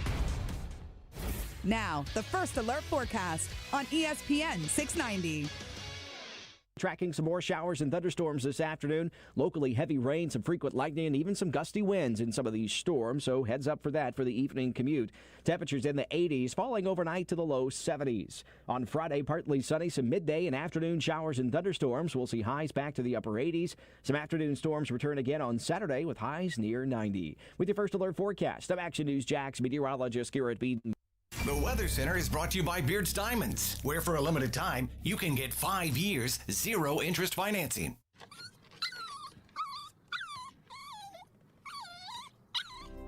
After a long day, having my dogs greet me at the door with their silly smiles and wagging tails makes me happy. I want to keep that joy with me for years to come. That's why I trust Forever Vets Animal Hospital to keep my pets healthy. Forever Vets was voted 2019's Best Vet in Jacksonville Magazine's Readers Poll, and it's easy to see why. The affordable wellness plans are tailored to meet all of your pets' changing needs as they grow. Open 7 days a week, Forever Vets friendly staff is available to treat you and your pet with care. They combine extended hours with online booking to allow you to give your pet quality care while accommodating your schedule. Go online to forevervets.com to find which of their 9 locations is nearest you. And don't forget their newest location in Bartram Market. Forever Vets Animal Hospital, keeping your pets happy and healthy forever.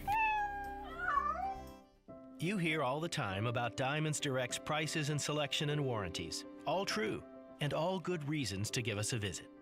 But what really sets Diamonds Direct apart is something that's hard to put into words. But you will feel it. You'll know it from the minute you walk in. It's our unique culture, our passion, our genuine and absolute desire to totally revolutionize the way you experience jewelry shopping, with a laser focus on celebrating your special moments. Every associate, every receptionist, every jewelry craftsman, every single person at Diamonds Direct shares this DNA, this overwhelming desire to exceed your expectations, to honor your trust, to revel in your moment, to make your experience truly magical. This is not a mission statement written on our wall. This is the essence of who we are. It's what drives us every day. It's why we do what we do. Diamonds Direct. Your love, our passion. For real. Mortgage rates are at historic all-time lows. There's no better time. Duval! Purchase your first home or refinance with Crossview Mortgage. At Crossview, they have a proven track record with VA loans and helping people even when the big banks can't. Get pre-qualified. Do your application by phone in minutes. Let them help you save thousands. Call Crossview Mortgage, 325-9008. That's 325-9008. CrossviewMortgage.com. NMLS number 1377291. I'm Thea Jeffers, owner of Breezy Jazz Club and T-Works Interior Decorating. It doesn't matter where you come from, it's possible to own your own business. But starting a business isn't easy. The Jacksonville Women's Business Center helped give me the confidence to keep going when the going got tough. At JWBC, I got the training, networking, and support I needed to help me reach my goals. To find out more about how JWBC can help you, visit jaxwbc.com. It happens to all of us. That AC unit just starts making some noise, or even worse, it's not working anymore. This is the time of year you don't want that to happen. It's way too hot around here. My friends at Bold City Heating and Air will help. They helped us. It started with a call from my wife, and she said the AC wasn't working. So we jumped on boldcityac.com, and before we knew it, they were at the door. Super friendly customer service, clean, timely, and personal service call. And now we're loyal to Bold City Heating and Air. They took care of my family. They'll take care of your family. It's a big investment in AC unit, but a necessary one. Mirrors at Bold City Heating and Air has built a strong culture, and as a customer, you can feel it.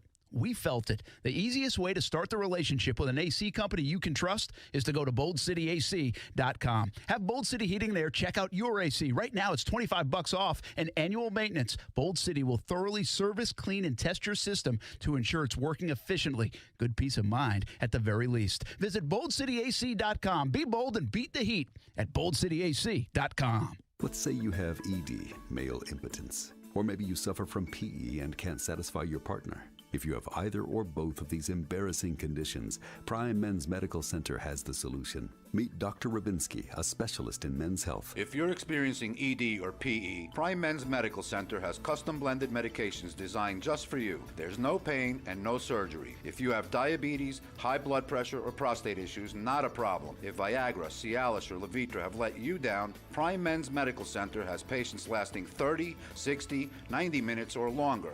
You'll see results on your first visit, guaranteed, or your visit is free.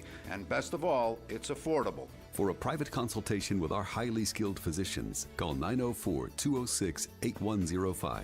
We guarantee that you'll see results on your first visit, or there's no charge for your consult. Call Prime Men's Medical Center now at 904-206-8105. That's 904-206-8105.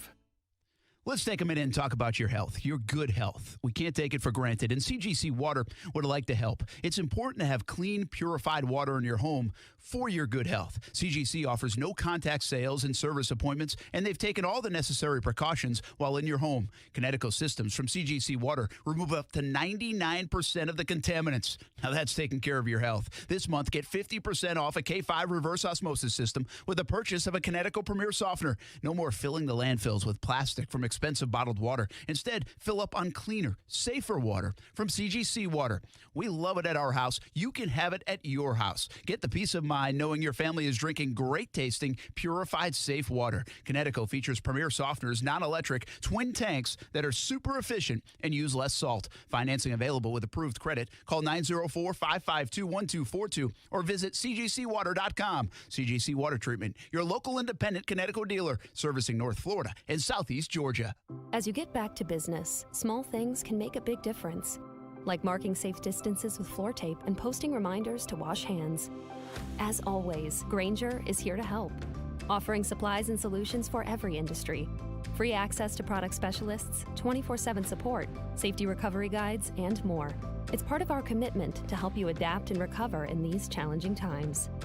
Call, click Grainger.com, or just stop by. Grainger, for the ones who get it done. Say hello to your new secret advertising weapon, your own branded mobile phone number. StarStar Mobile provisions vanity mobile numbers prefixed by ***, providing audiences an easy way to reach your business. Give it a try now by dialing *** Mobile from your mobile phone. That's *** Mobile. When prospective customers see your offline or online ad and they dial your branded *** Mobile number, *** Mobile helps to convert them through text, voice, and online communications. Give it a try now by dialing *** Mobile from your mobile phone. That's *** Mobile.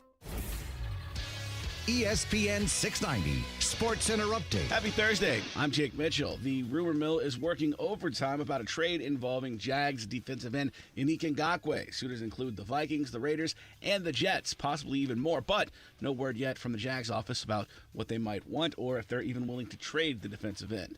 The Big Ten won't reconsider its decision to postpone fall sports, and Ole Miss head coach Lane Kiffin says that the Big Ten and Pac-12 players should have transfer options. Kids are getting their team, their schools deciding or their conferences deciding to shut down. And so they can't play. And a lot of them got a lot of money on the line for the next level, or they just want to play their last years. And so it's really unfortunate that the NCAA is not allowing them to transfer and be eligible immediately.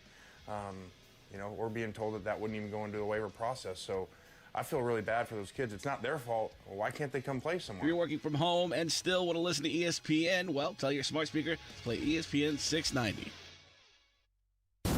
Everybody, this is Brent Martineau from Action Sports Jax on ESPN 690. Hope you catch the show Monday through Friday from 3 p.m. until 6 p.m. But if you can't catch it, or if you want to go back and listen again, check out the Action Sports Jax on ESPN 690 podcast. Just search ESPN 690 in your podcast app.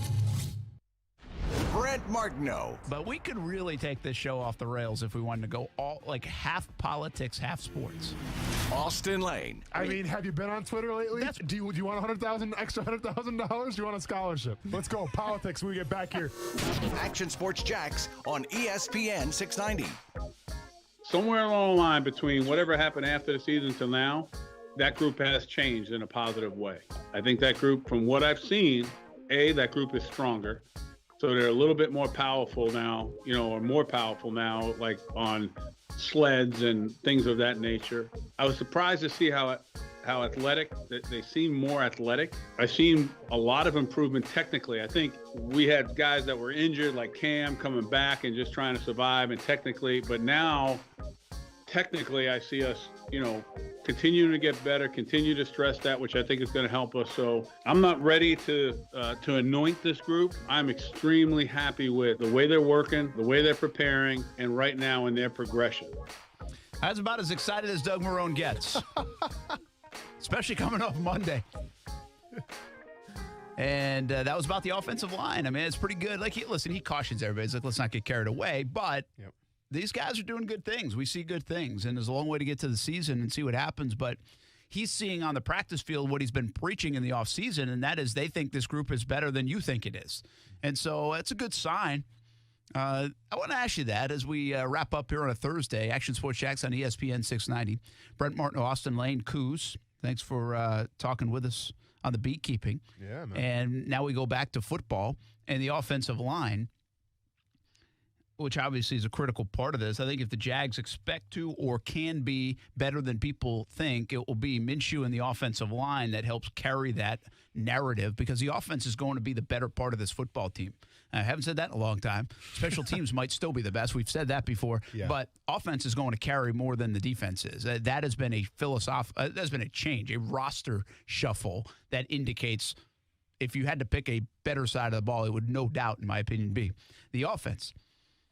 But he said they got fast, they got stronger and more athletic. Okay, stronger makes a little sense. Maybe you do a couple different things Jawan Taylor's already a big guy. Offensive linemen are already big guys and strong guys, but maybe they lost a little bit of that. Even as a veteran, maybe you kind of lose a little bit of that weight room, more of the muscle, whatever it might be. I don't know. It's a training thing. And then you get more athletic. Now, Cam Robinson should look more athletic because he was coming off an ACL last year. But if you feel stronger, maybe you can be more athletic. That makes sense. The one I want to point to is what he said is the technical side. They're working with George Warhop, and he does go on to say, you didn't hear that part, I don't believe, but George Warhop, the offensive line coach, was the coach last year. He said, a lot like they talk about players, you usually make your biggest jump with a coach in year 2 because now you're used to him and you kind of know what he expects and all those things. Makes a lot of sense. It does. So from a technique standpoint, how much more do you improve in the NFL? You think professional sports, a guy who pitches 95. He's got there because he pitches 95. Yeah. A quarterback who can throw the football and chuck the football, well, he doesn't really change much in his throwing mechanics and throwing because he can already do that. Now, he might change from a mindset standpoint because of the progressions and the different style of game. A guy in the NBA versus college or whatever probably does get better shooting because he has more time in his hands to shoot some of those things. But fundamentally, he probably didn't change his shot very much. It happens, but very few times. Does it happen more in football, especially in the trenches and in other positions where you technically get more sound, technically get better as you go along, even though you're already in the majors, in this sense, the NFL? No, unequivocally, yes, absolutely. Because, listen, let me tell you something that everybody should know right now. Defensive linemen can probably all bench press over 250 pounds, okay? Defensive linemen, offensive linemen can all squat over 400 pounds, okay? Defensive linemen, offensive linemen, they're all pretty athletic. And I'm sure most of them, if not a majority of them, can dunk a basketball, okay? So they all are freaks of nature, and that's why they're in the NFL, right? But what makes a lot of them successful, set aside from those crazy outliers, set aside from the Khalil Macks, the Von Millers, the Joe Thomases, if you will. Maybe we'll see the Josh Allen in the future. Those guys are their own little thing. But what makes a great defensive lineman or offensive lineman great is their ability to take the information at hand and apply that to their techniques, number one. And number two is to take the reps that they get and polish their skill set, okay? It's one thing where if you get 60 reps in practice or 40 reps in team period, whatever it is, and it's like, well, what did I learn today? Nah, not so much. And that was kind of a problem that I had to start things off with, right? Where I came from Murray State, where I got by with my speed, my power, my athleticism. Why? Because let's be honest, compared to an SEC school, the schools that I was playing, they were a little under that level. It is what it is, simple as that. Not to say I didn't hold my own in the NFL as well, but it's different, right? Well, what players got to understand is that, yes, you can still be big, strong, athletic and everything, but it's literally a game, and it's the most cliche thing you can hear in football, but it is a game of inches, right? Where a hand 1 inch one way, 1 inch another way can make the biggest difference. While a false step that you're never going to see during a game that you have to actually slow down to like half speed on your practice footage, a false step like that can make the difference between you being in the backfield and you getting put on your back and pancaked. That's how intricate and that's how close this game is to being mediocre, to being fantastic, or to being, hey man, wish you best of luck on the next team, but you're not going to play here. Like that's how close it is. So when we talk about the intricacies, when we talk about just the little details, those are the most important thing. And if you have a position coach that stresses those things and that can teach it the proper way to his players, well, you got something special. Yeah, it's interesting. It makes some sense. And I guess how much it goes along with the coaching. Like how much better of a coach or maybe just a better fit is George Warhop for these offensive linemen than the previous. Yeah. I mean, does a coach – see, I've always been a little bit under the impression or belief, I should say, that if you're coaching in the NFL, you're probably a pretty darn good coach. We make things out to be like, well, this guy stinks. He went 2-14. He didn't know anything. Anything about football. He could probably learn more football reading off Twitter. That's kind of, we dumb it down. You either know football because you won 14 games or you stink and you've never even heard of a concept or a scheme if you go 2-14. Yeah. I don't believe that. I believe people are good coaches most of the time. And very knowledgeable. I mean, you put any of those coaches on a board and you want to go against them, good luck with that. And they've studied the craft, yeah. right? I mean, they again, I'm not saying it's like players. The guys that play in the NFL, they're pretty darn good. Sure. We say the ones that are the back end of the roster or don't put up crazy numbers aren't good, but that's not reality. They're pretty darn good players. Yeah. They just versus those other guys. Well, coaching's probably like that. Not everybody's great compared to Bill Belichick or Nick Saban. Probably not. There is a different level. So I guess that's more my point. Is George Warhop a really good line coach from a technical standpoint? Is he making a difference with this offensive line? I guess we'll see once the games start going. Yeah. But it's fascinating because we're actually going to talk about this a little bit tonight on Jaguars All Access. Yeah. Talk a little bit about Josh Allen. And I always think this is interesting. If you think Dante Fowler, now Josh Allen, you take even Yannick Ngakoue, but take any defensive and pass rusher, comes into the league. Heck, Calais Campbell used to talk about this all the time, and probably did for you too. You lived it. When we talk about him, if you talk to the experts about it, they'll be like, yeah, he doesn't necessarily have enough moves right now. He doesn't have the repertoire, the arsenal, in his game. Yeah. But he's learning it. And then year 2, he learned another move. And year 3, okay, he's got more moves. And I guess my curiosity on that is like, well, then how the heck did he get here if he didn't have any moves? For right? sure. Again, because I bring up the example of, well, you made it to the big leagues because you could throw a 98-mile-an-hour fastball. You didn't throw 88 and then jump to 98. You threw a 98-mile-an-hour fastball. Yeah. So it's an interesting dynamic that you've brought it up a little bit, that sometimes you're so talented at the collegiate level, you just push guys around. Yeah. You don't need to know other stuff. Yeah. You get by with it. Kind of like Josh Allen. But now we're finding Josh Allen is kind of getting by with a little bit his rookie year in the NFL because he's that special of a player. He's that much of an outlier. I'll say this, Brent, okay? Coming from college to the pros, I've had a lot of defensive line coaches. I've had a lot of outside linebackers coaches. I've had defensive end coaches. I've had defensive tackle coaches in a 3-4 defense, okay? I've had your slew of coaches. And I'll say this. More than likely, they all kind of teach the same thing, right? Like there's all a philosophy here. There's all a template that all those defensive line coaches or linebackers coaches follow, right? You have to do these certain things to be successful on this team. Here's what we want. Now, yes, some coaches had their own little wrinkles, their own little ways of doing things. So be it. But what I think, and at the end of the day, what I perceived was the best coaches, the coaches that got the most out of their players and that are celebrated, and in inner circles, they're all talked about very highly, are the coaches that can communicate the best and get their points across. Okay? Those are the coaches to me that are the best coaches. Because once again, I can be a coach tomorrow and I can say, all right, well, we got to start with your footwork. Then we go with your hands. Then we go with the pass rushing. Like, listen, there's a template. I know it. I have it. I have the old books that I took notes from when I played for the Jaguars. I could probably go out there and coach some things, but can I perceive that information to my players, right? Yeah. Could I communicate that? Well, probably right now. So that's, to me, what makes a great position coach. It's the ability to purvey what you want them to do in the proper way. Yeah, it's a good call. Actually, I just read something online today. I think UNF coach Matthew Driscoll commented on it.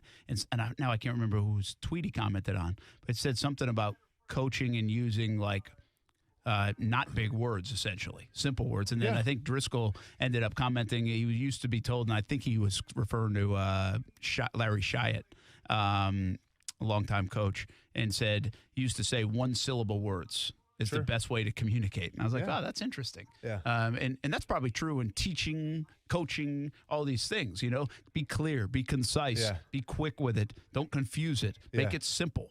And the great coaches can understand that, right? Because once again, there's the X's and O's, Brent. It can get so complicated, right? And it can be like, well, I got to do this, I got to do that. Nah, just keep it simple. Kiss, keep it simple, stupid. Yeah, there we go. Keep it simple, you're good to go. We do say that in our business, too, sometimes, and I complicate the heck out of it. Hey, NBA playoffs continuing. Miami beat Indiana. Hey, they live in Indianapolis, but they're Indiana. Houston's beating Oklahoma City right now by 9. 5 minutes to go in the fourth. Orlando, Milwaukee coming up. Woo! Fear the deer. Better fear that deer, man. Now we're all right, man. Now we're all Portland right. and the Lakers tonight, too. Live Local Loud is coming up on ESPN 690. I'll have Jaguars All Access at 7 o'clock on TV on Fox 30, and then CBS 47, Fox 30, 11:15, 1st and 10 training camp. Hey, Kuz, is Porzingis going to win an MVP someday? I think Max Kellerman, those guys saying he's not winning an MVP someday. No, calm down. I think Luka's going to win one before Porzingis it'd be hard. does. You wonder, I guess, maybe if it's a year and God forbid, Luka goes down, maybe, but he's good. He's not developing into that kind of player, is he? No. I mean, he's good, but he's good, not MVP. and don't get me wrong, he's great, but I feel like they're gonna hurt each other in that kind of conversation. Yeah, even if he played for another team, I don't know if he can carry somebody like an MVP carries people. I'm not sure about that. Well, I mean, have you seen his legs? Not that broad to be carrying people on, okay? Take it easy, Luka. Take it easy, Porzingis. Live Local Loud coming up, and then the NBA playoffs are right after that with the Lakers and Portland. That will do it here on a Thursday. Thanks for hanging out with us. We'll see you again tomorrow, 3 o'clock on ESPN 690. ESPN 690, the home of the Florida State Seminoles in Jacksonville. Duke goes down to the feet for